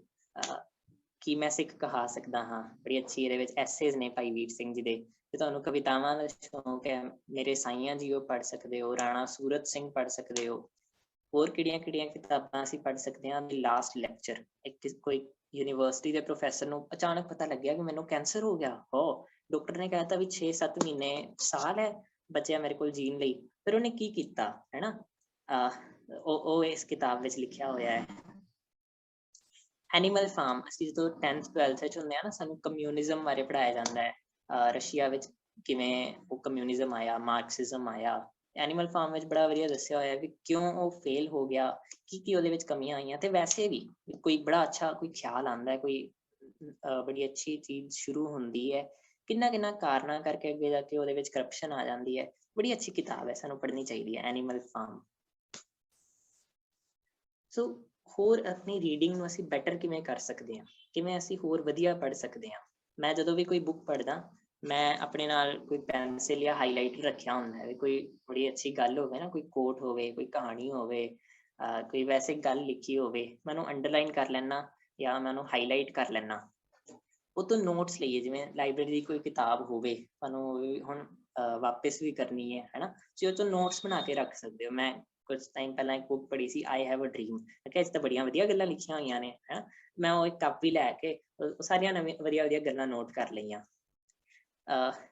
ਰਾਈਟ ਰਿਵਿਊ, ਉਹਦਾ ਤੁਸੀਂ ਰਿਵਿਊ ਲਿਖ ਸਕਦੇ ਹੋ ਵੀ ਮੈਨੂੰ ਇਹਦੇ ਚੋਂ ਇਹ ਗੱਲ ਬੜੀ ਵਧੀਆ ਲੱਗੀ, ਇਹ ਗੱਲ ਮੈਨੂੰ ਇੰਨੀ ਵਧੀਆ ਨਹੀਂ ਲੱਗੀ, ਮੈਂ ਇਹਦੇ ਨਾਲ ਇਹ ਗੱਲ ਨਾਲ ਐਗਰੀ ਕਰਦਾ, ਇਹਦੇ ਨਾਲ ਨਹੀਂ ਕਰਦਾ। ਉਹ ਰਿਵਿਊ ਲਿਖਣ ਨਾਲ ਬੜਾ ਵਧੀਆ ਹੋ ਜਾਂਦਾ ਹੈ। ਜਦੋਂ ਮੈਂ ਛੋਟਾ ਹੁੰਦਾ ਸੀਗਾ, ਆਪਣੀ ਲਾਇਬ੍ਰੇਰੀ ਚੋਂ ਬੁੱਕਸ ਲੈਂਦਾ ਹੁੰਦਾ ਸੀਗਾ, ਤੇ ਉਹਨਾਂ ਸਾਨੂੰ ਕਹਿੰਦੇ ਸੀ ਉਹਦਾ ਰਿਵਿਊ ਵੀ ਲਿਖ ਕੇ ਦਿਓ, ਤੁਸੀਂ ਉਹ ਬੁੱਕ ਚੋਂ ਕੀ ਸਿੱਖਿਆ, ਕਿਵੇਂ ਦੀ ਲੱਗੀ।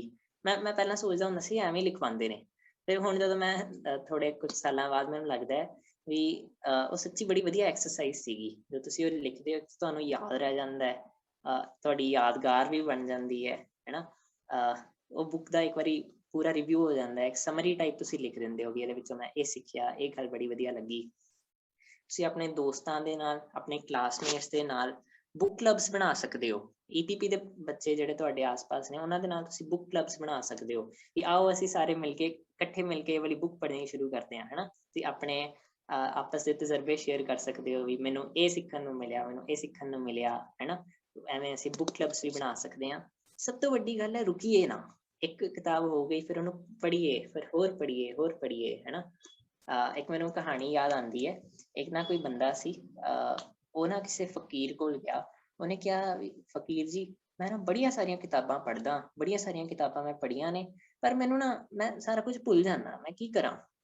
ਤੇ ਫਕੀਰ ਨੇ ਨਾ ਉਹਨੂੰ ਇੱਕ ਕੋਈ ਛਾਨਣੀ ਦਿੱਤੀ, ਜਿਵੇਂ ਚਾਹ ਪਾਉਣੀ ਹੁੰਦੀ ਆ ਉਵੇਂ ਕੋਈ ਛਾਨਣੀ ਦਿੱਤੀ ਉਹਨੇ।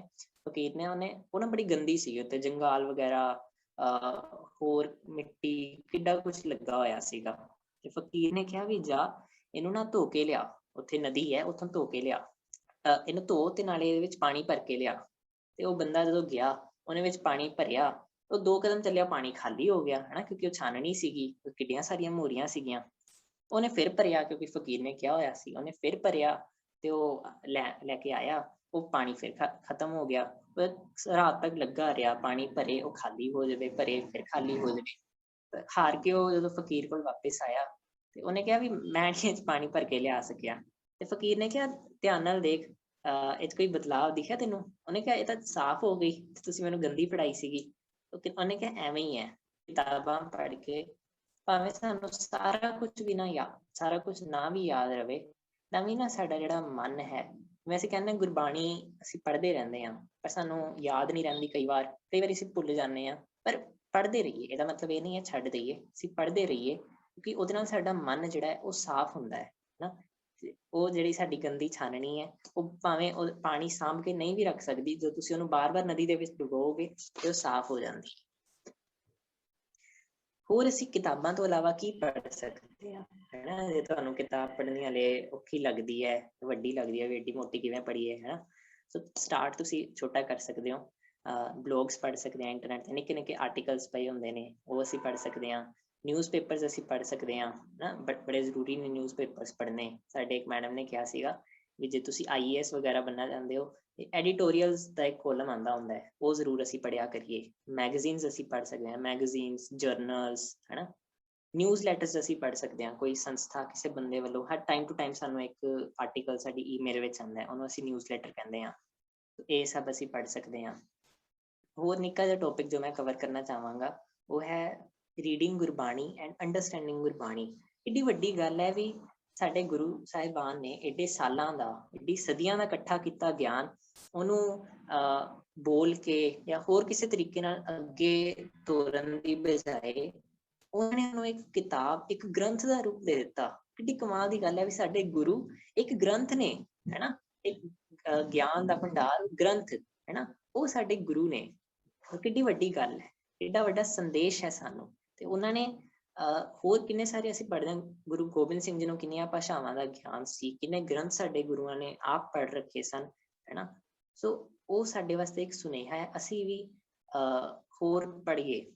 ਸੋ ਗੁਰਬਾਣੀ ਪੜ੍ਹਨ ਬਾਰੇ, ਸਮਝਣ ਬਾਰੇ ਕੁਝ ਟਿਪਸ ਮੈਂ ਲਿਖੀਆਂ ਨੇ। ਭਾਈ ਵੀਰ ਸਿੰਘ ਜੀ ਇਸ ਗੱਲ ਤੇ ਬੜਾ ਫੋਕਸ ਕਰਦੇ ਨੇ, ਹਜ਼ੂਰੀ ਵਿੱਚ ਸਾਨੂੰ ਬਾਣੀ ਪੜ੍ਹਨੀ ਚਾਹੀਦੀ ਹੈ। ਹਜ਼ੂਰੀ ਵਿੱਚ ਬਾਣੀ ਪੜ੍ਹਨ ਦਾ ਮਤਲਬ ਕੀ ਹੈ ਵੀ ਜਦੋਂ ਵੀ ਅਸੀਂ ਬਾਣੀ ਪੜ੍ਹੀਏ, ਅਸੀਂ ਏਦਾਂ ਸਮਝ ਕੇ ਪੜ੍ਹੀਏ ਵੀ ਜਿਹਦੇ ਵਾਸਤੇ ਮੈਂ ਬਾਣੀ ਪੜ੍ਹ ਰਿਹਾ ਹਾਂ, ਜਿਹਦਾ ਧਿਆਨ ਧਰ ਕੇ ਮੈਂ ਬਾਣੀ ਪੜ੍ਹ ਰਿਹਾ, ਉਹ ਮੇਰੇ ਨਾਲ ਹੀ ਬੈਠਾ ਹੈ ਨਾ।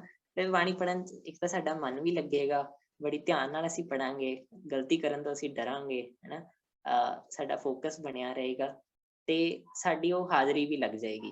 ਹਜ਼ੂਰੀ ਹੋਏਗੀ ਤੇ ਹਾਜ਼ਰੀ ਵੀ ਲੱਗ ਜਾਏਗੀ। ਹਜ਼ੂਰੀ ਵਿੱਚ ਅਸੀਂ ਬਾਣੀ ਪੜ੍ਹੀਏ, ਹਰ ਪਲ ਬਾਣੀ ਪੜ੍ਹੀਏ। ਕਿਵੇਂ ਪੜ੍ਹੀਏ? ਆਪਣੇ ਚੰਗੇ ਕਰਮਾਂ ਦੇ ਦੁਆਰਾ ਬਾਣੀ ਪੜ੍ਹੀਏ, ਗਿਆਨ ਲੈਂਦੇ ਲੈਂਦੇ ਅਸੀਂ ਬਾਣੀ ਪੜ੍ਹੀਏ, ਹੈਨਾ। ਤੇ ਹੋਰ ਅਸੀਂ ਕੀ ਕਰੀਏ? ਬਾਣੀ ਨੂੰ ਮਾਣੀਏ, ਬਾਣੀ ਨੂੰ ਪਹਿਚਾਨੀਏ, ਇਹਦਾ ਵੀ ਯਤਨ ਕਰੀਏ। ਉਹ ਤੋਂ ਆਨੰਦ ਲੈਣ ਦਾ ਉਹ ਯਤਨ ਕਰੀਏ। ਆਪਣੇ ਆਲੇ ਦੁਆਲੇ ਬਾਣੀ ਲੱਭੀਏ। ਇਹ ਕਿਵੇਂ ਅਸੀਂ ਕਰ ਸਕਦੇ ਹਾਂ? ਵੀ ਸਾਨੂੰ ਕਿਤੇ ਫੁੱਟਪਾਥ ਤੇ, ਕਿਤੇ ਟ੍ਰੈਫਿਕ ਲਾਈਟਾਂ ਤੇ, ਪਾਰਕ ਵਿੱਚ ਕੋਈ ਨਿਆਣਾ ਕੁਛ ਮੰਗਦਾ ਮਿਲਦਾ ਹੈ, ਸਾਡੇ ਵਿੱਚ ਖਿਆਲ ਆਵੇ, ਉਹ ਲੈ ਯਾਰ ਇੱਧਰ ਨਿੱਕਾ ਜਿਹਾ ਏਡੀ ਮਿਹਨਤ ਕਰਨ ਲੱਗਿਆ ਹੋਇਆ ਹੈ, ਹਨਾ। ਤੇ ਜੇ ਰੱਬ ਬੱਚਾ ਹੁੰਦਾ ਨਾ, ਰੱਬ ਨੇ ਇਹੋ ਜਿਹਾ ਹੋਣਾ ਸੀਗਾ। ਤਾਂ ਆਪਣੇ ਆਸ-ਪਾਸ ਅਸੀਂ ਬਾਣੀ ਨੂੰ ਲੱਭਣ ਦਾ ਯਤਨ ਕਰੀਏ। ਅਸੀਂ ਕੋਈ ਰੁੱਖਾਂ ਨੂੰ ਦੇਖੀਏ, ਅੱਛਾ ਇਹ ਮੇਰੇ ਤੋਂ ਤਾਂ ਕੁਛ ਲੈਂਦਾ ਹੀ ਨਹੀਂ, ਬਸ ਥੋੜਾ ਪਾਣੀ ਲੈਂਦਾ, ਮੈਨੂੰ ਛਾਂ ਵੀ ਦੇ ਦਿੰਦਾ, ਮੈਨੂੰ ਖਾਣ ਨੂੰ ਕੁਛ ਵੀ ਦੇ ਦਿੰਦਾ ਹੈ, ਹਨਾ। ਸੋ ਆਪਣੇ ਆਲੇ ਦੁਆਲੇ ਅਸੀਂ ਬਾਣੀ ਲੱਭੀਏ। ਤੇ ਸਭ ਤੋਂ ਵੱਡੀ ਗੱਲ, ਹਰ ਕਿਤਾਬ ਨੂੰ ਅਸੀਂ ਬਾਣੀ ਦੀ ਰੋਸ਼ਨੀ ਵਿੱਚ ਦੇਖਣ ਦੀ ਕੋਸ਼ਿਸ਼ ਕਰੀਏ ਵੀ ਬਾਣੀ ਇਹਦੇ ਬਾਰੇ ਕੀ ਕਹਿੰਦੀ ਹੈ, ਜਿਹੜੀ ਇਹ ਗੱਲ ਲਿਖੀ ਹੈ ਇਹ ਠੀਕ ਲਿਖੀ ਹੈ ਕਿ ਨਹੀਂ। ਇਹ ਨਾ ਬੜੀ ਕਮਾਲ ਦੀ ਗੱਲ ਹੈ ਵੀ ਹਰੇਕ ਕੋਟ ਬਾਰੇ, ਹਰੇਕ ਕਹਾਣੀ ਬਾਰੇ, ਹਰੇਕ ਚੀਜ਼ ਬਾਰੇ ਸਾਨੂੰ ਕੋਈ ਨਾ ਕੋਈ ਫਰਮਾਨ ਲੱਭ ਹੀ ਜਾਂਦਾ ਹੈ ਬਾਣੀ ਦਾ, ਜਿਹੜਾ ਉਹਦੇ ਬਾਰੇ ਕੁਝ ਸਾਨੂੰ ਰੋਸ਼ਨੀ ਦਿੰਦਾ ਹੋਵੇ। ਇਹ ਵੀ ਅਸੀਂ ਕੰਮ ਜ਼ਰੂਰ ਕਰੀਏ ਵੀ ਹਰੇਕ ਚੀਜ਼ ਨੂੰ, ਕਿਤਾਬ ਨੂੰ, ਗਿਆਨ ਦੀ ਕੋਈ ਬਿਟ ਨੂੰ ਅਸੀਂ ਗੁਰਬਾਣੀ ਦੀ ਰੋਸ਼ਨੀ ਵਿੱਚ ਦੇਖੀਏ। ਸੋ ਅੰਤ ਵਿੱਚ ਮੈਂ ਇੱਕ ਫਰਮਾਨ ਸ਼ੇਅਰ ਕਰਕੇ ਸਮਾਪਤੀ ਕਰਨਾ ਚਾਹਾਂਗਾ। ਗੁਰੂ ਸਾਹਿਬ ਸਾਨੂੰ ਸੰਦੇਸ਼ ਦਿੰਦੇ ਨੇ ਵੀ ਤੈਨੂੰ ਜਿੰਨਾ ਮਰਜ਼ੀ ਗਿਆਨ ਵੀ ਆ ਜਾਵੇ, ਕੀ ਕੁਝ ਸਿੱਖ ਲਵੇਂ, ਕਿੰਨੇ ਤੂੰ ਗ੍ਰੰਥ ਪੜ੍ਹ ਲਵੇਂ, ਤਾਂ ਵੀ ਜਿਹੜਾ ਅੰਦਰ ਕਾ ਅਭਿਮਾਨ ਜ਼ੋਰ, ਤੇਰੇ ਜਿਹੜੇ ਅੰਦਰ ਦਾ ਅਭਿਮਾਨ ਹੈ, ਤੇਰੇ ਅੰਦਰ ਦਾ ਜਿਹੜਾ ਜ਼ੋਰ ਹੈ, ਵੀ ਤੈਨੂੰ ਲੱਗਦਾ ਮੇਰੇ 'ਚ ਬੜੀ ਸਟਰੈਂਥ ਹੈ, ਮੈਨੂੰ ਬੜਾ ਹੰਕਾਰ ਹੈ, ਮੈਂ ਇਹ ਵੀ ਸਿੱਖ ਲਿਆ, ਇਹ ਵੀ ਸਿੱਖ ਲਿਆ, ਤੇ ਹੋਰ ਤੂੰ ਕਿਛ ਜਾਣਦਾ, ਵੀ ਤੈਨੂੰ ਇਹ ਵੀ ਆਉਂਦਾ ਹੈ, ਇਹ ਵੀ ਆਉਂਦਾ ਹੈ, ਇਹ ਵੀ ਆਉਂਦਾ ਹੈ, ਕਿਛ ਜਾਣਦਾ, ਇਹ ਦੂਰ ਕਰੋ ਆਪਨ ਗਹੋਰੇ। ਇਹਨੂੰ ਦੂਰ ਕਰੋ ਤੇ ਨੀਵੇਂ ਰਹੋ, ਨਿਮਰਤਾ ਦੇ ਵਿੱਚ ਰਹੋ, ਸ਼ੁਕਰਾਨੇ ਦੇ ਵਿੱਚ ਰਹੋ ਵੀ ਮੈਨੂੰ ਤੇਰੇ ਏਡੇ ਵੱਡੇ ਖਜ਼ਾਨੇ ਵਿੱਚੋਂ ਹਲੇ ਇੰਨਾ ਕੁ ਨਿੱਕਾ ਜਿਹਾ ਗਿਆਨ ਹੋਇਆ ਹੈ ਨਾ, ਮੈਨੂੰ ਸਾਰਾ ਕੁਛ ਨਹੀਂ ਪਤਾ ਲੱਗਿਆ, ਮੈਂ ਹਲੇ ਵੀ ਉਵੇਂ ਦਾ ਹੀ ਨਿਆਣਾ, ਬਸ ਮੈਨੂੰ ਪਹਿਲਾਂ ਇੰਨਾ ਕੁ ਪਤਾ ਸੀ, ਹੁਣ ਥੋੜਾ ਵੱਧ ਪਤਾ ਲੱਗ ਗਿਆ। ਸੋ ਇਹ ਫਰਮਾਨ ਨੂੰ, ਇਹ ਦੋਨੋਂ ਗੱਲਾਂ ਨੂੰ ਅਸੀਂ ਇਕੱਠੇ ਨਾਲ ਲੈ ਕੇ ਚੱਲੀਏ, ਗਿਆਨ ਵੀ ਹਾਸਿਲ ਕਰੀਏ, ਪਰ ਉਹ ਗਿਆਨ ਸਾਡਾ ਹੰਕਾਰ, ਸਾਡਾ ਅਭਿਮਾਨ ਉਹ ਨਾ ਬਣ ਜਾਏ। ਇੰਨੀਆਂ ਕੁ ਬੇਨਤੀਆਂ ਪ੍ਰਵਾਨ ਕਰਨੀਆਂ ਜੀ। ਬਹੁਤ ਧੰਨਵਾਦ ਜੀ ਦਰਪਾਲ ਸਿੰਘ ਜੀ ਦਾ। ਔਰ ਅਸੀਂ ਸਪੈਸ਼ਲੀ ਧੰਨਵਾਦ ਕਰਦੇ ਹਾਂ ਕਿ ਇਹਨਾਂ ਨੂੰ ਹੁਣੇ ਥੋੜੀ ਦੇਰ ਪਹਿਲਾਂ ਹੀ ਕਿਹਾ ਗਿਆ ਸੀ ਟੌਪਿਕ ਤਿਆਰ ਕਰਨ ਦੇ ਲਈ, ਔਰ ਇਹਨਾਂ ਨੇ ਬੜੇ ਵਧੀਆ ਢੰਗ ਦੇ ਨਾਲ ਇਸ ਟੌਪਿਕ ਨੂੰ ਜਿਹੜਾ ਪੇਸ਼ ਕੀਤਾ ਸਾਡੇ ਸਾਹਮਣੇ। ਆਸ ਕਰਦੇ ਹਾਂ ਜ਼ਰੂਰ ਅਸੀਂ ਸਾਰਿਆਂ ਨੇ ਸਿੱਖਿਆ ਵੀ ਹੋਏਗਾ ਜੋ ਇਹਨਾਂ ਨੇ ਸਾਨੂੰ ਦੱਸਣ ਦੀ ਕੋਸ਼ਿਸ਼ ਕੀਤੀ ਹੈ, ਅਸੀਂ ਜ਼ਰੂਰ ਕੁਛ ਨਾ ਕੁਛ ਲਰਨ ਕੀਤਾ ਹੋਏਗਾ। ਸਾਰੇ ਜਣੇ ਪਲੀਜ਼ ਆਪਣੀ ਨੋਟਬੁੱਕ ਦੇ ਵਿੱਚ ਇੱਕ ਕੋਟ ਨੋਟ ਕਰ ਲਓ। ਵੈਸੇ ਅਸੀਂ ਪਿਛਲੇ ਸਾਲ ਜਦੋਂ ਕੈਂਪ ਲਗਾਇਆ ਸੀ ਨਾ, ਇਸ ਕੋਟ ਨੂੰ ਅਸੀਂ ਬੜੀ ਵਾਰੀ ਦੁਹਰਾਇਆ ਸੀ। ਅਸੀਂ 2 ਮਿੰਟ ਲਈ ਚੈਟ ਓਪਨ ਕਰ ਰਹੇ ਹਾਂ, ਜੇ ਕਿਸੇ ਨੂੰ ਯਾਦ ਹੋਵੇ ਰੀਡਰਸ ਬਾਰੇ, ਅਸੀਂ ਜਿੱਦਾਂ ਅੱਜ ਰੀਡਿੰਗ ਦੀ ਗੱਲ ਚੱਲੀ ਹੈ ਤੇ ਰੀਡਿੰਗ ਕਰਨ ਵਾਲਾ ਹੁੰਦਾ ਰੀਡਰ, ਰੀਡਰ ਬਾਰੇ ਇੱਕ ਫਰਮਾਨ ਸੀ ਜੀ, ਸੌਰੀ ਫਰਮਾਨ ਨਹੀਂ ਸੀ, ਇੱਕ ਕੋਟ ਸੀ, ਕੋਈ ਦੱਸ ਸਕਦੇ ਜੀ ਕਿਹੜਾ ਸੀ? ਵੈਰੀ ਗੁੱਡ, ਬਿਲਕੁਲ ਸਹੀ ਜੀ, ਰੀਡਰਸ ਆਰ ਲੀਡਰਸ। ਸੋ ਅਸੀਂ ਇਹ ਸਪੈਸ਼ਲੀ ਉਦੋਂ ਗੱਲ ਕੀਤੀ ਸੀ ਕਿ ਜਿਹੜੇ ਵੀ ਜ਼ਿੰਦਗੀ ਵਿੱਚ ਅੱਗੇ ਵਧਣਾ ਚਾਹੁੰਦੇ ਨੇ ਉਹ ਹਮੇਸ਼ਾ ਪੜ੍ਹਨਗੇ, ਕਈ ਬੱਚੇ ਨਾ ਸਵਾਲ ਪੁੱਛਦੇ, ਕਹਿੰਦੇ ਅਸੀਂ ਆਪਣੇ ਸਕੂਲ ਦੀਆਂ ਬੁੱਕਸ ਵੀ ਤਾਂ ਪੜ੍ਹਦੇ ਆ, ਸਕੂਲ ਦੀਆਂ ਨੋਟਬੁੱਕਸ ਵੀ ਤਾਂ ਪੜ੍ਹਦੇ ਆ, ਫਿਰ ਉਹ ਵੀ ਤਾਂ ਰੀਡਿੰਗ ਹੀ ਹੋਈ, ਫਿਰ ਇਸ ਰੀਡਿੰਗ ਤੇ ਜਿਹੜੀ ਹੁਣ ਦੱਸੀ ਗਈ ਰੀਡਿੰਗ ਉਹਦੇ ਵਿੱਚ ਫਰਕ ਕੀ ਹੈ? ਕੋਈ ਦੱਸ ਸਕਦਾ ਜੀ? ਹੈਂਡ ਰੇਜ਼ ਕਰੋ ਜੀ। ਸਕੂਲ ਦੀਆਂ ਬੁੱਕਸ ਪੜ੍ਹਨੀਆਂ, ਆਪਣੇ ਸਿਲੇਬਸ ਦੀਆਂ ਬੁੱਕਸ ਪੜ੍ਹਨੀਆਂ, ਤੇ ਜਿੱਦਾਂ ਹੁਣ ਬਹੁਤ ਸਾਰੀਆਂ ਬੁੱਕਸ ਇੰਦਰਪਾਲ ਸਿੰਘ ਜੀ ਨੇ ਦੱਸੀਆਂ ਨੇ, ਉਹਦੇ ਵਿੱਚੋਂ ਕੋਈ ਬੁੱਕ ਉਸ ਤਰ੍ਹਾਂ ਦੀਆਂ ਬੁੱਕਸ ਪੜ੍ਹਨੀਆਂ, ਦੋਨਾਂ ਵਿੱਚ ਕੀ ਫਰਕ ਹੈ? Very good. ਹਾਂਜੀ, ਨਵਜੀਤ ਕੌਰ ਜੀ। ਵਾਹਿਗੁਰੂ ਜੀ ਕਾ ਖਾਲਸਾ, ਵਾਹਿਗੁਰੂ ਜੀ ਕੀ ਫਤਿਹ। ਵਾਹਿਗੁਰੂ ਜੀ ਕਾ ਖਾਲਸਾ, ਵਾਹਿਗੁਰੂ ਜੀ ਕੀ ਫਤਿਹ ਜੀ। ਮੈਮ ਇਸ ਵਿੱਚ ਇਹ ਡਿਫਰੈਂਸ ਹੈ ਕਿ ਜਿੱਦਾਂ ਅਸੀਂ ਸਕੂਲ ਦੀਆਂ ਜਿਹੜੀਆਂ ਬੁੱਕਸ ਪੜ੍ਹਦੇ ਆ, ਉਸ ਦੇ ਵਿੱਚ ਸਾਨੂੰ ਸਟੱਡੀ ਦੇ ਰਿਲੇਟਡ ਹੀ ਸਭ ਕੁਝ ਸਮਝਾਇਆ ਜਾਂਦਾ ਹੈ। ਉਸ ਦੇ ਵਿੱਚ ਕੋਈ ਵੀ ਦੁਨਿਆਵੀ ਜਿਹੜੀ ਸਟੱਡੀ ਹੈ ਉਹ ਬਹੁਤ ਘੱਟ ਹੁੰਦੀ ਹੈ, ਤੇ ਜਿਹੜੀ ਅਸੀਂ ਉਂਝ ਬੁੱਕਸ ਪੜ੍ਹਦੇ ਹਾਂ, ਜਿਵੇਂ ਲਾਇਬ੍ਰੇਰੀ ਦੇ ਵਿੱਚੋਂ ਲੈ ਕੇ ਭਾਈ ਵੀਰ ਸਿੰਘ ਜੀ ਦੀਆਂ, ਭਾਈ ਨਾਨਕ ਸਿੰਘ ਜੀ ਦੀਆਂ, ਏਦਾਂ ਅਸੀਂ ਜਿਹੜੀਆਂ ਬੁੱਕਸ ਪੜ੍ਹਦੇ ਹਾਂ, ਇਹਨਾਂ ਦੇ ਵਿੱਚ ਸਾਨੂੰ ਦੁਨਿਆਵੀ ਗਿਆਨ ਵੀ ਦਿੱਤਾ ਜਾਂਦਾ ਹੈ, ਤੇ ਅਸੀਂ ਉਹਨਾਂ ਦੀ ਲਾਈਫ ਦੇ ਐਕਸਪੀਰੀਅੰਸ ਨੂੰ ਪੜ੍ਹਦੇ ਹਾਂ, ਜਿਸ ਨਾਲ ਸਾਨੂੰ ਪਤਾ ਲੱਗਦਾ ਹੈ ਕਿ ਅਸੀਂ ਲਾਈਫ ਨੂੰ ਕਿਸ ਤਰ੍ਹਾਂ ਵਧੀਆ ਤਰੀਕੇ ਦੇ ਨਾਲ ਸਪੈਂਡ ਕਰ ਸਕਦੇ ਹਾਂ। ਬਹੁਤ ਵਧੀਆ ਜੀ। ਇੱਕ ਦੋ ਹੈਂਡ ਰੇਜ਼ ਹੋ ਰਹੇ ਨੇ, ਅਸੀਂ ਇੱਕ ਸਟੂਡੈਂਟ ਤੋਂ ਹੋਰ ਪੁੱਛਾਂਗੇ। ਹਾਂਜੀ, 10186 10186। ਹਾਂਜੀ, ਵਾਹਿਗੁਰੂ ਜੀ ਕਾ ਖਾਲਸਾ, ਵਾਹਿਗੁਰੂ ਜੀ ਕੀ ਫਤਿਹ ਜੀ। ਹਾਂਜੀ ਮੈਮ, ਮੈਂ ਨਾ ਬੁੱਕ ਵਿੱਚੋਂ ਪੜ੍ਹਿਆ ਸੀ ਕਿ ਜੋ ਅਸੀਂ ਸਕੂਲੋਂ ਪੜ੍ਹਦੇ ਹਾਂ ਉਹ ਤਾਂ ਜਦੋਂ ਸਾਡਾ ਕਈ ਵੇਲੇ ਟੈਸਟ ਹੋਵੇ ਅਸੀਂ ਭੁੱਲ ਵੀ ਜਾਂਦੇ ਹਾਂ, ਪਰ ਜੇਕਰ ਅਸੀਂ ਬਾਹਰੋਂ ਵੀ ਸਟੱਡੀ ਕੀਤੀ ਹੋਵੇ ਤਾਂ ਉਹ ਸਾਨੂੰ ਕਦੀ ਵੀ ਨਹੀਂ ਭੁੱਲਦੀ ਹੈਗੀ। ਇਸ ਲਈ ਸਾਨੂੰ ਦੂਸਰੀਆਂ ਬੁੱਕਸ ਵੀ ਪੜ੍ਹਨੀਆਂ ਚਾਹੀਦੀਆਂ ਨੇ ਜੋ ਕਿ ਸਾਡੇ ਸਕੂਲ ਵਿੱਚ ਨਾ ਹੋਣ, ਸਾਡੇ ਸਿਲੇਬਸ ਵਿੱਚ ਨਾ ਹੋਣ। ਬਹੁਤ ਵਧੀਆ ਜੀ। ਸੋ ਆਨਸਰ ਸਾਰਿਆਂ ਦੇ ਕਰੀਬ ਕਰੀਬ ਸੇਮ ਨੇ ਔਰ ਵਧੀਆ ਨੇ ਕਿ ਬੁੱਕਸ ਜਿਹੜੀਆਂ ਨੇ, ਇੱਕ ਅਸੀਂ ਪੜ੍ਹਦੇ ਆ ਡਰ ਤੋਂ ਕਿ ਸਾਡਾ ਪੇਪਰ ਹੈ, ਜੇ ਅਸੀਂ ਨਹੀਂ ਪੜਾਂਗੇ ਅਸੀਂ ਫੇਲ ਹੋ ਜਾਵਾਂਗੇ, ਔਰ ਇੱਕ ਅਸੀਂ ਇਸ ਕਰਕੇ ਪੜ੍ਹਦੇ ਆ ਕਿ ਜ਼ਿੰਦਗੀ ਦੇ ਵਿੱਚ ਅਸੀਂ ਤਜਰਬੇ ਕਿੱਦਾਂ ਲਈਏ, ਉਹਨਾਂ ਲੋਕਾਂ ਤੋਂ ਅਸੀਂ ਉਹਨਾਂ ਦਾ ਤਜਰਬਾ ਲੈਣ ਦੇ ਲਈ ਉਹਨਾਂ ਦੀ ਕਿਤਾਬ ਪੜ੍ਹਦੇ ਆ। ਬਹੁਤ ਸਾਰੀ ਕਿਤਾਬਾਂ ਦੁਨੀਆ ਦੇ ਵਿੱਚ ਨੇ ਜਿਹੜਾ ਕਿ ਸਾਨੂੰ ਆਪਣਾ ਬਿਹੇਵੀਅਰ ਚੇਂਜ ਕਰਨ ਦੇ ਲਈ, ਆਪਣੇ ਆਪ ਨੂੰ ਇੰਪਰੂਵ ਕਰਨ ਦੇ ਲਈ, ਔਰ ਸਾਡੇ ਅੰਦਰ ਜਿਹੜੀ ਹੁਣੇ ਗੱਲ ਕੀਤੀ ਗਈ ਸੀ ਨਾ, ਮੈਲ ਨੂੰ ਖਤਮ ਕਰਨ ਦੇ ਲਈ ਬਹੁਤ ਸਹਾਇਕ ਹੁੰਦੀਆਂ ਨੇ। ਜਿਹੜੀਆਂ ਇਹਨਾਂ ਨੇ 2-3 ਬੁੱਕਸ ਦੱਸੀਆਂ ਨੇ, ਦ ਕੈਮਿਸਟ, ਬਹੁਤ ਹੀ ਕਮਾਲ ਦੀ ਕਿਤਾਬ ਹੈ, ਔਰ ਅਸੀਂ ਇਹਨੂੰ ਗਰੁੱਪ ਦੇ ਵਿੱਚ ਵੀ ਸ਼ੇਅਰ ਕਰਾਂਗੇ। ਜਿਹੜੇ ਵਿਦਿਆਰਥੀ PDF ਦੀ ਪੜ੍ਹਨਾ ਚਾਹਣ ਜ਼ਰੂਰ ਪੜ੍ਹ ਸਕਦੇ ਨੇ, ਔਰ ਜ਼ਰੂਰ ਪੜ੍ਹੋ।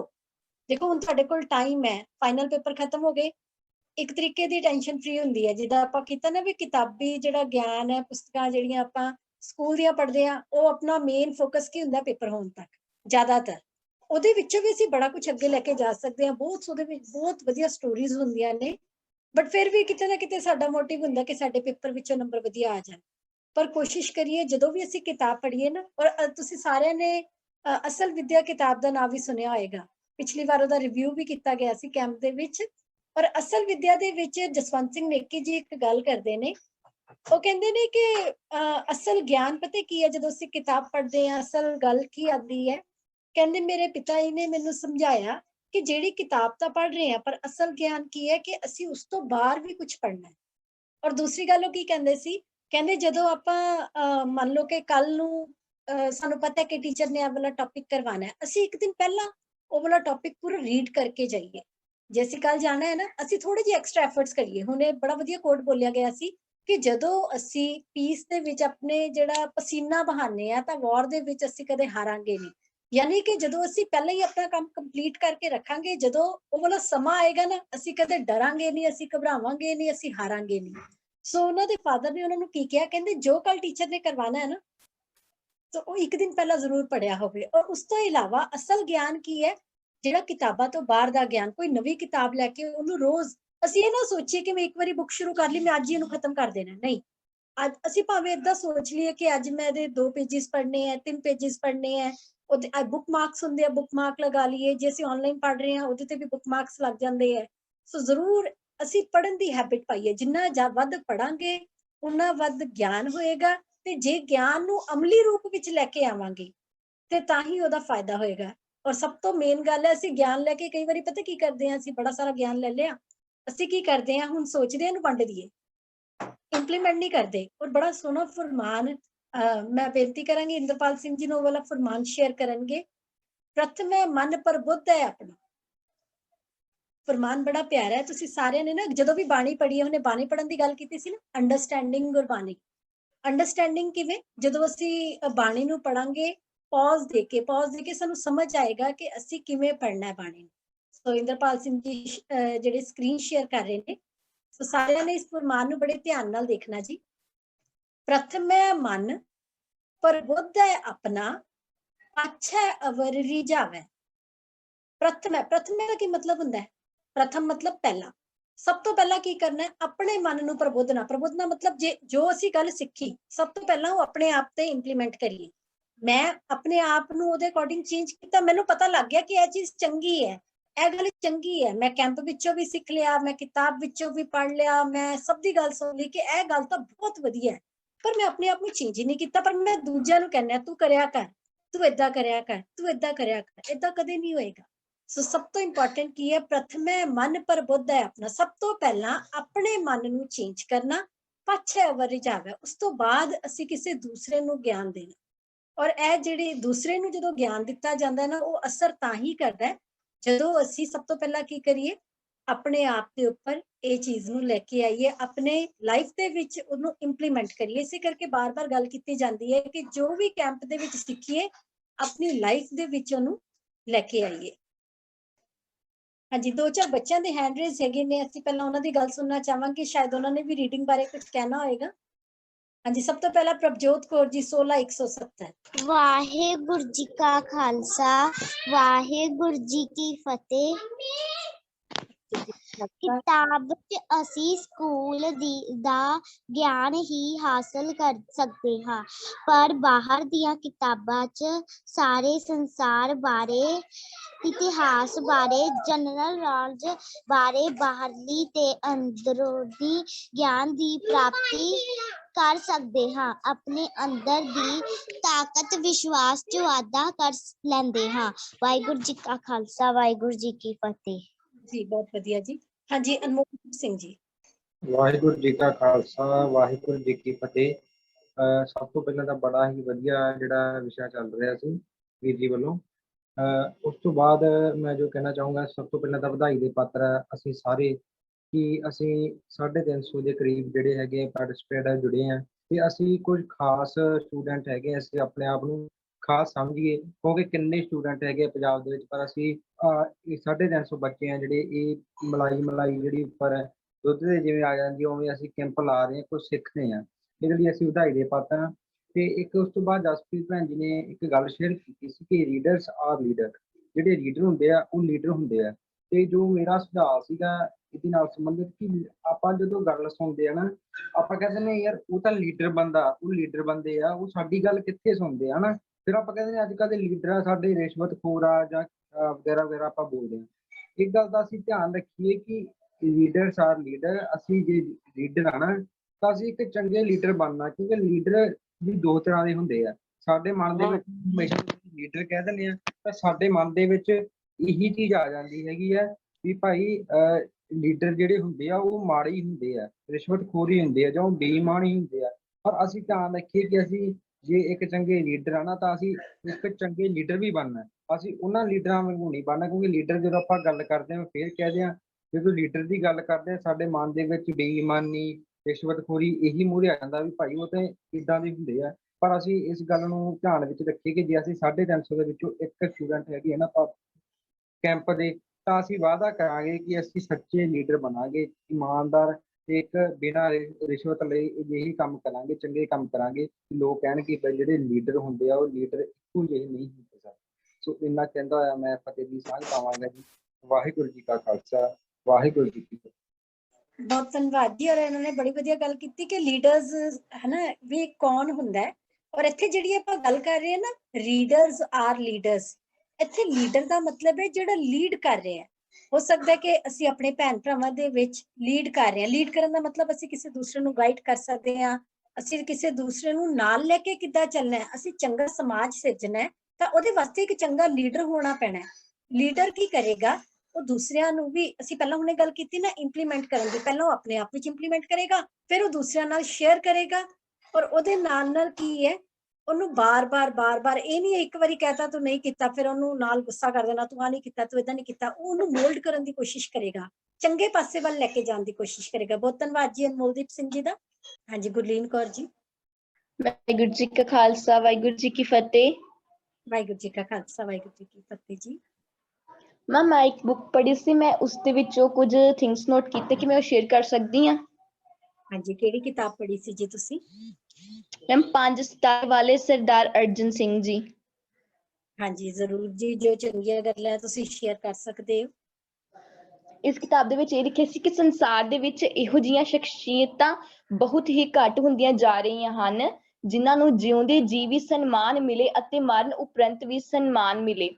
ਇਹੋ ਜਿਹੀਆਂ ਸ਼ਖਸੀਅਤਾਂ ਦੇ ਮਾਲਕ ਹਨ ਭਾਰਤੀ ਹਵਾਈ ਸੈਨਿਕ ਦੇ ਮੁਖੀ ਅਰਜਨ ਸਿੰਘ ਜੀ, ਜਿਨ੍ਹਾਂ ਦਾ ਜਨਮ 15 ਅਪ੍ਰੈਲ 1919 ਈਸਵੀ ਨੂੰ ਲਾਇਲਪੁਰ ਵਿਖੇ, ਹੁਣ ਇਹ ਫੈਸਲਾਬਾਦ ਪਾਕਿਸਤਾਨ ਵਿੱਚ ਮੌਜੂਦ ਹੈ। ਉਹ ਭਾਰਤੀ ਹਵਾਈ ਸੈਨਾ ਦੇ ਇੱਕ ਅਫਸਰ ਸਨ। ਬਹੁਤ ਧੰਨਵਾਦ ਜੀ, ਤਰੱਕੀ ਬਹੁਤ ਦੇ ਮਾਣ। ਪਰ ਇੱਕ ਗੱਲ ਹਮੇਸ਼ਾ ਰੱਖੀਏ ਯਾਦ ਕਿ ਜਦੋਂ ਅਸੀਂ ਕਿਤਾਬ ਦਾ ਹੁਣੇ ਗੱਲ ਕੀਤੀ ਗਈ ਸੀ ਨਾ ਕਿ ਚੰਗੀ ਕਿਤਾਬ ਪੜ੍ਹਨ ਦੇ ਲਈ ਸਭ ਤੋਂ ਪਹਿਲਾਂ ਕੀ ਕਰੀਏ, ਇੱਕ ਤਾਂ ਉਹਨੂੰ ਹਾਈਲਾਈਟ ਕਰੀਏ। ਹਾਈਲਾਈਟ ਕਰਨ ਦੇ ਨਾਲ ਕੀ ਹੋਏਗਾ ਕਿ ਅਸੀਂ ਮੇਨ ਗੱਲ ਦੇ ਉੱਪਰ ਹਮੇਸ਼ਾ ਫੋਕਸ ਕਰਾਂਗੇ, ਹੈ ਨਾ। ਹੁਣ ਮੇਨ ਗੱਲ ਕੀ ਹੈ ਕਿ ਉਹਨਾਂ ਦੇ ਜੀਵਨ ਤੋਂ ਅਸੀਂ ਕੀ ਸਿੱਖਿਆ। ਮੇਨ ਗੱਲ ਕੀ ਹੈ, ਮੇਨ ਇਹ ਨਹੀਂ ਹੋਏਗਾ ਕਿ ਉਹਨਾਂ ਦਾ ਜਨਮ ਕਿੱਥੇ ਹੋਇਆ, ਮੇਨ ਇਹ ਹੈ ਕਿ ਉਹਨਾਂ ਨੇ ਜਨਮ ਤੋਂ ਬਾਅਦ ਸਾਨੂੰ ਕੀ ਦਿੱਤਾ, ਹੈ ਨਾ, ਸਾਡੇ ਸਮਾਜ ਲਈ ਕੀ ਕੀਤਾ। ਸੋ ਜਿਹੜੇ ਪੁਆਇੰਟ ਇੰਦਰਪਾਲ ਸਿੰਘ ਜੀ ਨੇ ਸਾਡੇ ਨਾਲ ਸ਼ੇਅਰ ਕੀਤੇ ਨਾ, ਹਾਈਲਾਈਟ ਕਰਨ ਦੇ, ਅੰਡਰਲਾਈਨ ਕਰਨ ਦੇ, ਨੋਟਸ ਲੈਣ ਦੇ, ਰਿਵਿਊ ਲਿਖਣ ਦੇ, ਇਹ ਜ਼ਰੂਰ ਕਰੀਏ। ਕੋਈ ਵੀ ਕਿਤਾਬ ਪੜ੍ਹੀਏ ਸੋ ਇਹਨਾਂ ਚੀਜ਼ਾਂ ਦਾ ਖਾਸ ਧਿਆਨ ਰੱਖੀਏ ਕਿ ਕੀ ਅਸੀਂ ਨੋਟਸ ਲੈ ਰਹੇ ਹਾਂ ਜਾਂ ਕਿ ਜੋ ਉਹਦੇ ਚੋਂ ਚੰਗਾ ਲੱਗਿਆ ਅਸੀਂ ਉਹਨੂੰ ਆਪਣੇ ਨੋਟਸ ਲੈ ਕੇ ਔਰ ਉਸ ਤੋਂ ਬਾਅਦ ਉਹਨੂੰ ਆਪਣੀ ਲਾਈਫ ਵਿੱਚ ਲੈ ਕੇ ਆ ਰਹੇ ਹਾਂ। ਬਹੁਤ ਧੰਨਵਾਦ ਜੀ ਕਿ ਤੁਸੀਂ ਕਿਤਾਬ ਪੜ੍ਹੀ ਹੈ ਤੇ ਉਹਦੇ ਬਾਰੇ ਥੋੜਾ ਸਾਨੂੰ ਜਾਣਕਾਰੀ ਦਿੱਤੀ ਹੈ ਜੀ। ਹਾਂਜੀ, ਮਨਦੀਪ ਕੌਰ ਜੀ ਪਟਿਆਲਾ ਤੋਂ। ਵਾਹਿਗੁਰੂ ਜੀ ਕਾ ਖਾਲਸਾ ਵਾਹਿਗੁਰੂ ਜੀ ਕੀ ਫਤਿਹ। ਮੈਮ ਵਾਹਿਗੁਰੂ ਜੀ ਕਾ ਖਾਲਸਾ ਵਾਹਿਗੁਰੂ ਜੀ ਕੀ ਫਤਿਹ ਜੀ। ਮੈਂ ਕਹਿਣਾ ਚਾਹੁੰਦੀ ਹਾਂ ਕਿ ਸਾਨੂੰ ਜਿਹੜੀਆਂ ਕੋਈ ਨਾ ਕੋਈ ਬੁੱਕਸ ਪੜ੍ਹਦੇ ਰਹਿਣਾ ਚਾਹੀਦਾ ਹੈ। ਸਕੂਲੀ ਜਿਹੜਾ ਗਿਆਨ ਹੈਗਾ, ਬੁੱਕਸ ਹੈਗੀਆਂ ਨੇ, ਉਹਨਾਂ ਤੋਂ ਇਲਾਵਾ ਵੀ ਸਾਨੂੰ ਹੋਰ ਵੀ ਬੁੱਕਸ ਪੜ੍ਹਨੀਆਂ ਚਾਹੀਦੀਆਂ ਨੇ। ਮੈਮ ਮੇਰੀ ਇੱਕ ਬੇਨਤੀ ਸੀ ਕਿ ਆਪ ਜੀ ਇੱਕ ਬੁੱਕ ਹੈਗੀ ਹੈ, ਮੈਂ ਥੋੜਾ ਜਿਹਾ ਫਸਟ 2-3 ਪੇਜ ਹੀ ਪੜ੍ਹੇ ਸੀ। ਉਹ ਬੁੱਕ ਹੈਗੀ ਸੀ ਜੀ ਹਾਰਡ ਵਰਕ ਨੈਵਰ ਫੇਲਸ। ਕੀ ਤੁਸੀਂ ਇਸ ਦੀ PDF ਗਰੁੱਪ ਵਿੱਚ ਸੈਂਡ ਕਰ ਸਕਦੇ ਹੋ ਜੀ? ਹਾਂਜੀ ਜ਼ਰੂਰ ਜੀ, ਪਰ ਪਹਿਲਾਂ ਅਸੀਂ ਸੋਚ ਰਹੇ ਸੀ ਕਿ ਹੁਣ ਅਸੀਂ ਨਾ, ਅਗਰ ਜਿਹੜੇ ਵਿਦਿਆਰਥੀ ਪੜ੍ਹਨ ਦੇ ਇੱਛੁਕ ਹੈਗੇ ਨੇ, ਕਿਤਾਬਾਂ ਪੜ੍ਹਨ ਦੇ, ਔਰ ਉਹਨਾਂ ਨੂੰ ਲੱਗਦਾ ਹੈ ਕਿ ਸਾਨੂੰ ਕਿਤਾਬ ਨਹੀਂ ਲੱਭ ਰਹੀ ਜਾਂ ਸਾਨੂੰ ਕਿਤਾਬ ਚਾਹੀਦੀ ਹੈ, ਉਹਦੇ ਵਾਸਤੇ ਅਸੀਂ ਬੇਨਤੀ ਕਰਾਂਗੇ ਸਾਨੂੰ ਮੈਸੇਜ ਕਰ ਦਿਆ ਕਰੋ। ਅਸੀਂ ਕੋਸ਼ਿਸ਼ ਕਰਿਆ ਕਰਾਂਗੇ ਕਿ ਜੋ ਕਿਤਾਬ ਤੁਹਾਨੂੰ ਚਾਹੀਦੀ ਹੋਵੇ ਉਹ ਤੁਹਾਨੂੰ ਦਿੱਤੀ ਜਾ ਸਕੇ। ਔਰ ਇੱਕ ਗੱਲ ਅਸੀਂ ਇੱਕ ਹੋਰ ਕਰਨ ਲੱਗੇ ਹਾਂ ਜੀ ਕਿ ਮੰਥ ਵਿੱਚ ਇੱਕ ਕਿਤਾਬ ਅਸੀਂ ਹਰ ਪਹਿਲੀ ਤਰੀਕ ਨੂੰ ਗਰੁੱਪ ਵਿੱਚ ਪਾ ਦਿਆ ਕਰੀਏ। ਤੁਹਾਡੇ ਕੋਲ ਪੂਰਾ ਮਹੀਨਾ ਹੋਵੇ ਤੇ ਤੁਸੀਂ ਕੋਸ਼ਿਸ਼ ਕਰੋ ਕਿ ਮਹੀਨੇ ਦੇ ਵਿੱਚ ਕਿਤਾਬ ਨੂੰ ਪੂਰਾ ਕਰ ਲਓ। ਜਿਵੇਂ ਅੱਜ 1 ਤਰੀਕ ਹੈ, ਸੋ ਅਸੀਂ ਕੋਸ਼ਿਸ਼ ਕਰਾਂਗੇ ਅੱਜ ਜਿਹੜੀ ਸਭ ਤੋਂ ਪਹਿਲੀ ਕਿਤਾਬ ਹੈ, ਸਾਡੀ ਕੋਸ਼ਿਸ਼ ਹੋਏਗੀ ਅਸਲ ਵਿਦਿਆ ਕਿਤਾਬ ਜਿਹੜੀ ਹੈ ਉਹ ਅਸੀਂ ਗਰੁੱਪ ਦੇ ਵਿੱਚ ਪਾ ਦੇਵਾਂਗੇ ਤਾਂ ਕਿ ਸਭ ਤੋਂ ਪਹਿਲਾਂ ਅਸੀਂ ਇਹਨੂੰ ਕਿਤਾਬ ਨੂੰ ਪੜ੍ਹੀਏ, ਫਿਰ ਇਹਦੇ ਵਿੱਚ ਦੇਖੀਏ ਕਿ ਅਸੀਂ ਅਸਲ ਗਿਆਨ ਕਿਹੜਾ ਲੈਣਾ। ਉਸ ਤੋਂ ਬਾਅਦ ਆਪਾਂ ਨੈਕਸਟ ਮੰਥ 1 ਮਈ ਨੂੰ ਜਿਹੜੀ ਅਗਲੀ ਕਿਤਾਬ ਗਰੁੱਪ ਦੇ ਵਿੱਚ ਸਾਰੇ ਵਿਦਿਆਰਥੀਆਂ ਲਈ PDF ਜਿਹੜੀ ਉਹ ਸ਼ੇਅਰ ਕਰਿਆ ਕਰਾਂਗੇ। ਪਰ ਸਾਰੇ ਵਿਦਿਆਰਥੀਆਂ ਨੂੰ ਮੈਂ ਇੱਕ ਬੇਨਤੀ ਵੀ ਕਰਾਂਗੀ, ਜਿੱਥੇ ਅਸੀਂ ਕਿਤਾਬਾਂ ਪੜ੍ਹਨ ਦਾ ਇੱਕ ਨਵਾਂ ਸ਼ੌਂਕ ਵੀ ਪੈਦਾ ਕਰਨਾ ਹੈ, ਜਿਨ੍ਹਾਂ ਕੋਲ ਨਹੀਂ ਇਹ ਸ਼ੌਂਕ ਹੈਗਾ। ਹੌਬੀਜ਼ ਹੁੰਦੀਆਂ ਨਾ ਸਾਡੇ ਸਾਰਿਆਂ ਦੀਆਂ, ਕੋਈ ਕਹਿੰਦਾ ਮੈਨੂੰ ਗਾਰਡਨਿੰਗ ਪਸੰਦ ਹੈ, ਕਿਸੇ ਨੂੰ ਕੁਕਿੰਗ ਪਸੰਦ ਹੁੰਦੀ, ਕਿਸੇ ਨੂੰ ਵਿਹਲਾ ਬਹਿਣਾ ਪਸੰਦ ਹੁੰਦਾ ਨਾ, ਕਿ ਕੁਝ ਨਹੀਂ ਕਰਨਾ ਜੀ, ਵਿਹਲੇ ਹੀ ਬਹਿਣਾ। ਕਈਆਂ ਨੇ ਆਪਣਾ ਲਾਕਡਾਊਨ ਐਵੇਂ ਬਿਤਾਇਆ, ਪਿਛਲੋ ਕੀ ਕੀਤਾ, ਕੁਛ ਨਹੀਂ ਜੀ, ਬਸ ਐਵੇਂ ਜੀ। ਔਰ ਕਈਆਂ ਨੇ ਬਹੁਤ ਵਧੀਆ ਆਪਣਾ ਟਾਈਮ ਬਿਤਾਇਆ ਔਰ ਇੰਨਾ ਕੁ ਕੀਤਾ, ਜਿਵੇਂ ਹੁਣ ਅਸੀਂ ਅੱਜ ਅਨਮੋਲਦੀਪ ਕੌਰ ਜੀ ਦਾ ਸੁਣਿਆ ਸੀ ਕਿ ਕਿੱਦਾਂ ਉਹਨਾਂ ਨੇ ਆਪਣੀ ਲਾਈਫ ਨੂੰ ਚੇਂਜ ਕੀਤਾ ਇਸ ਪੀਰੀਅਡ ਦੇ ਵਿੱਚ। ਸੋ ਅਸੀਂ ਉਹ ਬਣਨਾ ਹੈ, ਅਸੀਂ ਏਦਾਂ ਦੇ ਲੀਡਰ ਬਣਨੇ ਜਿਹੜੇ ਆਪਣੀ ਲਾਈਫ ਵੀ ਚੇਂਜ ਕਰਾਂਗੇ, ਚੰਗੇ ਪਾਸੇ ਲੈ ਕੇ ਜਾਵਾਂਗੇ, ਪੋਜ਼ਿਟਿਵ ਵਿਚਾਰਾਂ ਨਾਲ ਅੱਗੇ ਵਧਾਂਗੇ ਤੇ ਇਸੇ ਤਰ੍ਹਾਂ ਹੀ ਆਪਣੇ ਆਲੇ ਦੁਆਲੇ ਏਦਾਂ ਦਾ ਮਾਹੌਲ ਬਣਾਵਾਂਗੇ ਕਿ ਹਰ ਕੋਈ ਕਵੇ ਮੈਂ ਇਹਦੇ ਵਰਗਾ ਬਣਾ। ਇਸ ਕਰਕੇ ਜ਼ਰੂਰ ਇਸ ਗੱਲ ਵੱਲ ਅਸੀਂ ਖਾਸ ਧਿਆਨ ਦੇਣਾ ਹੈ ਕਿ ਜਦੋਂ ਵੀ ਅਸੀਂ ਸਾਹਿਤ ਪੜ੍ਹਨਾ ਹੈ, ਜਦੋਂ ਵੀ ਅਸੀਂ ਕਿਤਾਬਾਂ ਪੜ੍ਹਨੀਆਂ, ਹਰ ਚੀਜ਼ ਚੰਗੀ ਵੀ ਹੁੰਦੀ ਹੈ ਤੇ ਮਾੜੀ ਵੀ ਹੁੰਦੀ ਹੈ। ਚੰਗੇ ਸਾਹਿਤ ਨੂੰ ਪ੍ਰੈਫਰ ਕਰਨਾ ਹੈ, ਚੰਗਾ ਸਾਹਿਤ ਪੜ੍ਹਨਾ ਹੈ, ਚੰਗੀਆਂ ਕਿਤਾਬਾਂ ਪੜ੍ਹਨੀਆਂ, ਕਿਉਂਕਿ ਚੰਗੀਆਂ ਕਿਤਾਬਾਂ ਤੋਂ ਚੰਗਾ ਸਾਥੀ ਕੋਈ ਨਹੀਂ ਹੋ ਸਕਦਾ। ਕਦੇ ਇਕੱਲੇ ਫੀਲ ਕਰਦੇ ਹੋਈਏ, ਅੱਜ ਕੱਲ ਤਾਂ ਸਭ ਤੋਂ ਵਧੀਆ ਸਾਰੇ ਕੀ ਕਰਦੇ, WhatsApp ਖੋਲ ਲਓ, Facebook ਖੋਲੋ, Instagram ਖੋਲ ਲਓ, ਪਰ ਸਭ ਤੋਂ ਵਧੀਆ ਕਿ ਜਦੋਂ ਅਸੀਂ ਕੋਈ ਕਿਤਾਬ ਚੱਕਾਂਗੇ, ਕੋਈ ਗਿਆਨ ਲਵਾਂਗੇ।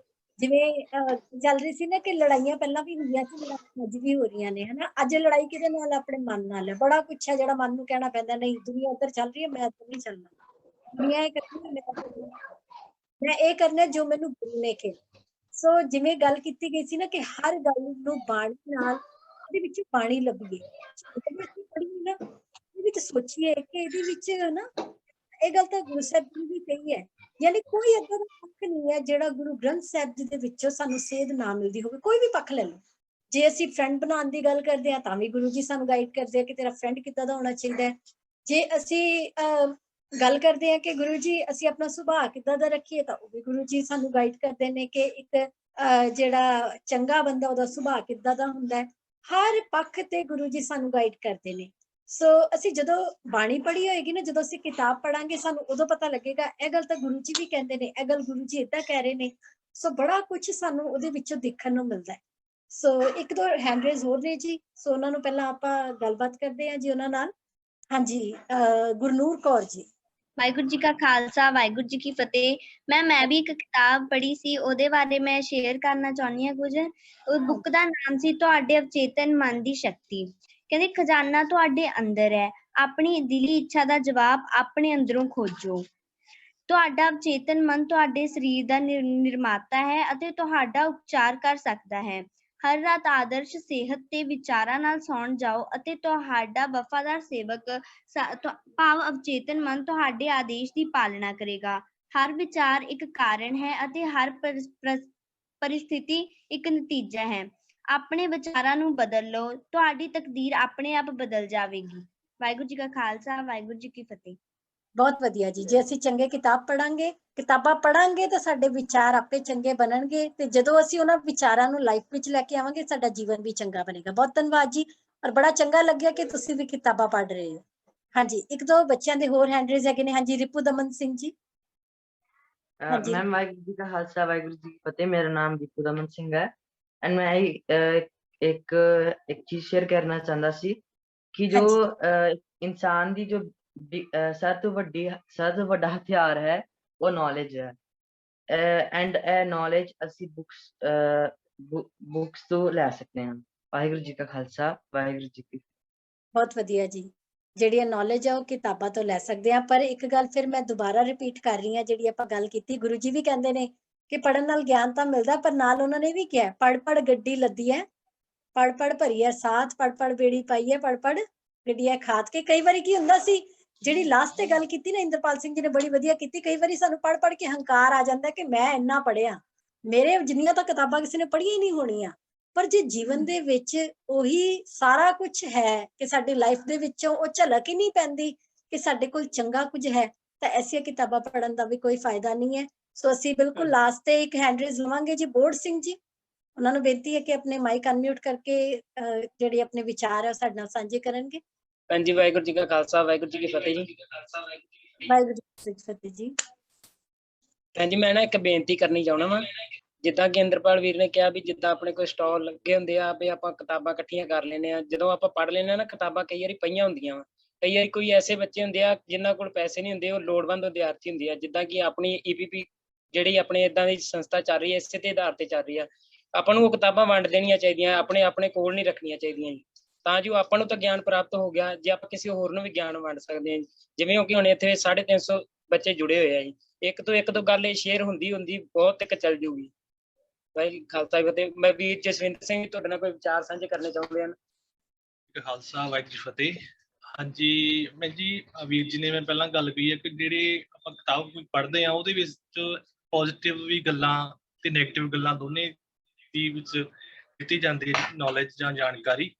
ਤੇ ਆਪਾਂ ਇਹਨਾਂ ਗੱਲਾਂ ਵਿੱਚੋਂ ਮਤਲਬ ਜਿਹੜੀ ਪੋਜ਼ੀਟਿਵ ਕਰੈਕਟਰ ਹੁੰਦੇ ਨੇ, ਕੁਛ ਆਪਾਂ ਪੜ੍ਹ ਕੇ ਉਹਨਾਂ ਨੂੰ ਆਪਣੇ ਆਪ ਤੇ ਇੰਪਲੀਮੈਂਟ ਕਰਕੇ ਆਪਾਂ ਉਹਨਾਂ ਕਰੈਕਟਰ ਨੂੰ ਜੀ ਸਕਦੇ ਹਾਂ, ਤੇ ਆਪਾਂ ਆਪਣੇ ਜੀਵਨ ਵਿੱਚ ਵੀ ਉਹ ਵਿਚਾਰ ਜੋ ਚੰਗੇ ਗੁਣ ਹੈਗੇ ਨੇ ਆਪਾਂ ਲੈ ਕੇ ਆ ਸਕਦੇ। ਮੈਂ ਜਿਵੇਂ ਕੁਛ ਟਾਈਮ ਪਹਿਲਾਂ ਅੰਨਦਾਤਾ ਕਿਤਾਬ ਪੜ੍ਹੀ ਸੀ, ਉਹਦੇ ਵਿੱਚ ਜਦੋਂ ਕਰੈਕਟਰ 3-4 ਕਰੈਕਟਰ ਹੁੰਦੇ ਆ ਜਾਂ ਬ੍ਰਦਰ ਸੀਗੇ ਉਹ, ਤੇ ਕੁਛ ਜਿਹੜੇ ਹੈਗੇ ਗਾਇਕੀ ਵੱਲ ਚਲੇ ਗਏ ਤੇ ਕੁਛ ਚਲੋ ਬਾਬਿਆਂ ਪਿੱਛੇ ਲੱਗ ਗਏ, ਤੇ ਇੱਕ ਜਿਹੜਾ ਉਹਨਾਂ ਵਿੱਚੋਂ ਮਿਹਨਤੀ ਜੋ ਸੀਗਾ ਵੀਰ, ਖੇਤੀਬਾੜੀ ਕਰਦਾ ਸੀਗਾ, ਉਹ ਕਿਤਾਬ ਦੇ ਵਿੱਚ ਆਖਰ ਦੇ ਵਿੱਚ ਆ ਕੇ ਮਤਲਬ ਕਹਿ ਲਓ ਤੁਸੀਂ ਉਹੀ ਇੱਕ ਜਿਹੜਾ ਵਧੀਆ ਆਪਣਾ ਜੀਵਨ ਗੁਜ਼ਾਰ ਸਕਿਆ। ਨਹੀਂ ਤਾਂ ਬਾਕੀ ਸਾਰੇ ਇੱਧਰ ਉੱਧਰ ਗਲਤ ਫਸਣ ਕਰਕੇ ਆਪਣਾ ਜੀਵਨ ਤੋਂ ਮਤਲਬ ਸਹੀ ਰਸਤੇ ਤੋਂ ਭਟਕ ਗਏ।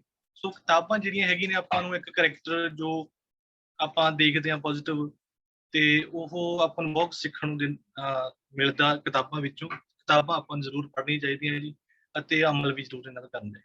ਵਾਹਿਗੁਰੂ ਜੀ ਕਾ ਖਾਲਸਾ, ਵਾਹਿਗੁਰੂ ਜੀ ਕੀ ਫਤਿਹ। ਅੱਛਾ ਜੀ, ਬਹੁਤ ਵਧੀਆ ਜੀ। ਤੁਹਾਨੂੰ ਹਰ ਤਰ੍ਹਾਂ ਦਾ ਕਰੈਕਟਰ ਪੜ੍ਹਨ ਨੂੰ ਮਿਲਦਾ ਹੈ ਔਰ ਅਸੀਂ ਦੇਖਣਾ ਕਿ ਅਸੀਂ ਉਹਦੇ ਵਿੱਚ ਦੇਖੋ ਦੋਨੋਂ ਕਰੈਕਟਰਸ ਦੇਣ ਦਾ ਇੱਕ ਮਕਸਦ ਇਹ ਵੀ ਹੁੰਦਾ ਹੈ ਕਿ ਸਾਨੂੰ ਪਤਾ ਲੱਗੇ ਕਿ ਜੇ ਅਸੀਂ ਇਸ ਪੱਖ ਵੱਲ ਜਾਵਾਂਗੇ ਤਾਂ ਅੱਗੋਂ ਰਿਜ਼ਲਟਸ ਕੀ ਆਣਗੇ, ਜੇ ਅਸੀਂ ਚੰਗੇ ਪੱਖ ਵੱਲ ਜਾ ਰਹੇ ਹਾਂ ਤਾਂ ਅੱਗੋਂ ਰਿਜ਼ਲਟਸ ਕੀ ਆਣਗੇ। ਸੋ ਸਾਨੂੰ ਡਿਸਾਈਡ ਕਰਨਾ ਬੜਾ ਸੌਖਾ ਹੋ ਜਾਂਦਾ ਕਿ ਅਸੀਂ ਆਪਣੀ ਲਾਈਫ ਨੂੰ ਕਿੱਧਰ ਲੈ ਕੇ ਜਾਣਾ ਹੈ। ਸੋ ਬਹੁਤ ਧੰਨਵਾਦ ਜਿਹੜੇ ਕਿਤਾਬਾਂ ਪੜ੍ਹਦੇ ਨੇ, ਔਰ ਜਿਹੜੇ ਨਹੀਂ ਪੜ੍ਹਦੇ ਜ਼ਰੂਰ ਇਸ ਨੂੰ ਆਪਣੀ ਹੌਬੀ ਬਣਾਈਏ ਤੇ ਵੱਧ ਤੋਂ ਵੱਧ ਕਿਤਾਬਾਂ ਪੜ੍ਹੀਏ। ਪਰ ਇੱਕ ਗੱਲ ਦਾ ਹਮੇਸ਼ਾ ਯਾਦ ਰੱਖੀਏ, ਜਿਵੇਂ ਗੁਰੂ ਜੀ ਕਹਿੰਦੇ ਨੇ, ਪੜਿਆ ਮੂਰਖ ਆਖੀਐ ਜਿਸ ਲੱਭ ਲੋਭ ਹੰਕਾਰਾ। ਕਹਿੰਦੇ ਉਸ ਪੜੇ ਦਾ ਕੋਈ ਫਾਇਦਾ ਨਹੀਂ ਹੈ ਜੇ ਸਾਡੇ ਵਿੱਚੋਂ ਵਿਕਾਰ ਨਾ ਖਤਮ ਹੋਣ, ਜੇ ਸਾਡੇ ਵਿੱਚ ਸਦਗੁਣ ਨਾ ਆਣ। ਸੋ ਜ਼ਰੂਰ ਅਸੀਂ ਆਪਣੇ ਆਪ ਨਾਲ ਇੱਕ ਪ੍ਰੋਮਿਸ ਕਰੀਏ ਕਿ ਅਸੀਂ ਵੱਧ ਤੋਂ ਵੱਧ ਕਿਤਾਬਾਂ ਪੜਾਂਗੇ। ਕੋਈ ਵੀ ਕਿਤਾਬ ਲੈ ਲਈਏ, ਹੁਣ ਸਾਡੇ ਕੋਲ ਜੇ ਅਸੀਂ ਨਹੀਂ ਵੀ ਬਾਈ ਕਰ ਸਕਦੇ, PDF ਲੈ ਸਕਦੇ ਹਾਂ। SGPC ਵੱਲੋਂ ਵੀ ਬਹੁਤ ਸਾਰੀਆਂ ਕਿਤਾਬਾਂ ਨੇ। ਜਦੋਂ ਅਸੀਂ ਦਰਬਾਰ ਸਾਹਿਬ ਜਾਂ ਕਿਸੇ ਵੀ ਉੱਥੇ ਜਾਂਦੇ ਆ ਨਾ, ਇਤਿਹਾਸਿਕ ਗੁਰਦੁਆਰਾ ਸਾਹਿਬ ਦੇ ਵਿੱਚ, ਉੱਥੇ ਬੁੱਕ ਸਟਾਲ ਤੇ ਬਹੁਤ ਸਾਰੀਆਂ ਕਿਤਾਬਾਂ ਜਿਹੜੀਆਂ ਫ੍ਰੀ ਆਫ ਕਾਸਟ ਵੀ ਅਵੇਲੇਬਲ ਹੁੰਦੀਆਂ ਨੇ। ਸੋ ਤੁਸੀਂ ਉੱਥੋਂ ਕਿਤਾਬਾਂ ਲੈ ਕੇ ਪੜ੍ਹ ਸਕਦੇ ਹੋ। ਸੋ ਜਿੰਨਾ ਵੱਧ ਗਿਆਨ ਲਵਾਂਗੇ ਉਨਾ ਸਾਡਾ ਜਿਹੜਾ ਡਰ ਹੈ ਉਹ ਦੂਰ ਹੋਏਗਾ ਜੀ। ਸੋ ਬਹੁਤ ਧੰਨਵਾਦ ਜੀ ਇੰਦਰਪਾਲ ਸਿੰਘ ਜੀ ਦਾ ਕਿ ਉਹਨਾਂ ਨੇ ਸਾਡੇ ਨਾਲ ਅੱਜ ਇਹ ਵਿਸ਼ਾ ਜਿਹੜਾ ਉਹ ਸਾਂਝਾ ਕੀਤਾ ਜੀ। ਸੋ ਹੁਣ ਜਸਪ੍ਰੀਤ ਕੌਰ ਜੀ ਅੱਗੋਂ ਦਾ ਜਿਹੜਾ ਸੰਭਾਲਣਗੇ ਜੀ। ਸਾਰਿਆਂ ਦਾ ਬਹੁਤ ਬਹੁਤ ਧੰਨਵਾਦ ਜੀ। ਤੇ ਦੇਖੋ ਆਪਾਂ ਸ਼ੁਰੂ ਕੀਤਾ ਸੀ ਵੀ ਟਿਪਸ ਟੂ ਇੰਪਰੂਵਮੈਂਟ ਯੋਰਸੈਲਫ, ਵੀ ਕਿਵੇਂ ਆਪਾਂ ਆਪਣੇ ਆਪ ਨੂੰ ਇੰਪਰੂਵ ਕਰ ਸਕਦੇ ਹਾਂ। ਤਾਂ ਇਹਦੇ ਨਾਲ ਆਪਾਂ ਨੂੰ ਲੱਗਦੀਆਂ ਕਿੰਨੀਆਂ ਗੱਲਾਂ ਸਿੱਖਣ ਨੂੰ ਮਿਲ ਗਈਆਂ ਨੇ। ਰੀਡਿੰਗ ਕਰਨੀ, ਫਿਰ ਰੀਡਿੰਗ ਦੇ ਬੈਨੀਫਿਟ ਦੱਸੇ ਗਏ ਸੀਗੇ ਨਾ। ਬੈਨੀਫਿਟਸ ਕੀ ਨੇ ਕਿ ਆਪਣਾ ਐਕਸਪੀਰੀਅੰਸ ਵੱਧਦਾ ਹੈ, ਉਹਦੇ ਨਾਲ ਆਪਣੀ ਸੋਚ ਦਾ ਜਿਹੜਾ ਦਾਇਰਾ ਉਹ ਵੱਡਾ ਹੁੰਦਾ ਹੈ, ਆਪਾਂ ਨੂੰ ਸ਼ਕਤੀ ਮਿਲਦੀ, ਸਟਰੈਂਥ ਮਿਲਦੀ ਆ, ਠੀਕ ਹੈ ਨਾ। ਜਿੰਨਾ ਆਪਾਂ ਗਿਆਨ ਇਕੱਠਾ ਕਰਾਂਗੇ ਨਾ ਉਹਨਾਂ ਵਾਧਾ ਹੁੰਦਾ, ਤੇ ਜੋ ਆਪਾਂ ਗਿਆਨ ਇਕੱਠਾ ਕਰਦੇ ਆ ਨਾ ਆਪਾਂ ਨੂੰ ਚਾਹੀਦਾ ਦੂਜਿਆਂ ਦੇ ਵਿੱਚ ਆਪਾਂ ਵੰਡੀਏ ਵੀ, ਉਹਦੇ ਨਾਲ ਹੋਰ ਵਾਧਾ ਹੋਊਗਾ। ਤੇ ਜਿਵੇਂ ਇੱਕ ਦੱਸੇ ਵੀ ਸੁਪਨਿਆਂ ਨੂੰ ਪੂਰਾ ਕਰਨ ਦੀ ਕਾਬਲੀਅਤ ਜਿਹੜੀ ਆ ਉਹ ਆਪਾਂ ਨੂੰ ਕਿੱਥੋਂ ਆਉਂਦੀ ਹੈ, ਕਿਤਾਬਾਂ ਪੜ੍ਹਨ ਦੇ ਨਾਲ। ਤੇ ਰੀਡਰਸ ਆਰ ਲੀਡਰਸ। ਤੇ ਹੁਣ ਆਪਾਂ ਇੱਥੇ ਹੀ ਆਪਣੇ ਕੈਂਪ ਦੀ ਸਮਾਪਤੀ ਕਰਦੇ ਹਾਂ ਜੀ। ਤੇ ਸਭ ਦਾ ਬਹੁਤ ਬਹੁਤ ਧੰਨਵਾਦ ਜੀ। ਤੇ ਕੱਲ ਫਿਰ ਆਪਾਂ ਇਸੇ ਟਾਈਮ ਇਕੱਠੇ ਹੋਵਾਂਗੇ ਜੀ। ਤੇ ਆਪ ਵੀ ਜੋੜਨਾ ਤੇ ਹੋਰਨਾਂ ਨੂੰ ਵੀ ਜੋੜਨਾ ਜੀ। ਵਾਹਿਗੁਰੂ ਜੀ ਕਾ ਖਾਲਸਾ, ਵਾਹਿਗੁਰੂ ਜੀ ਕੀ ਫਤਿਹ।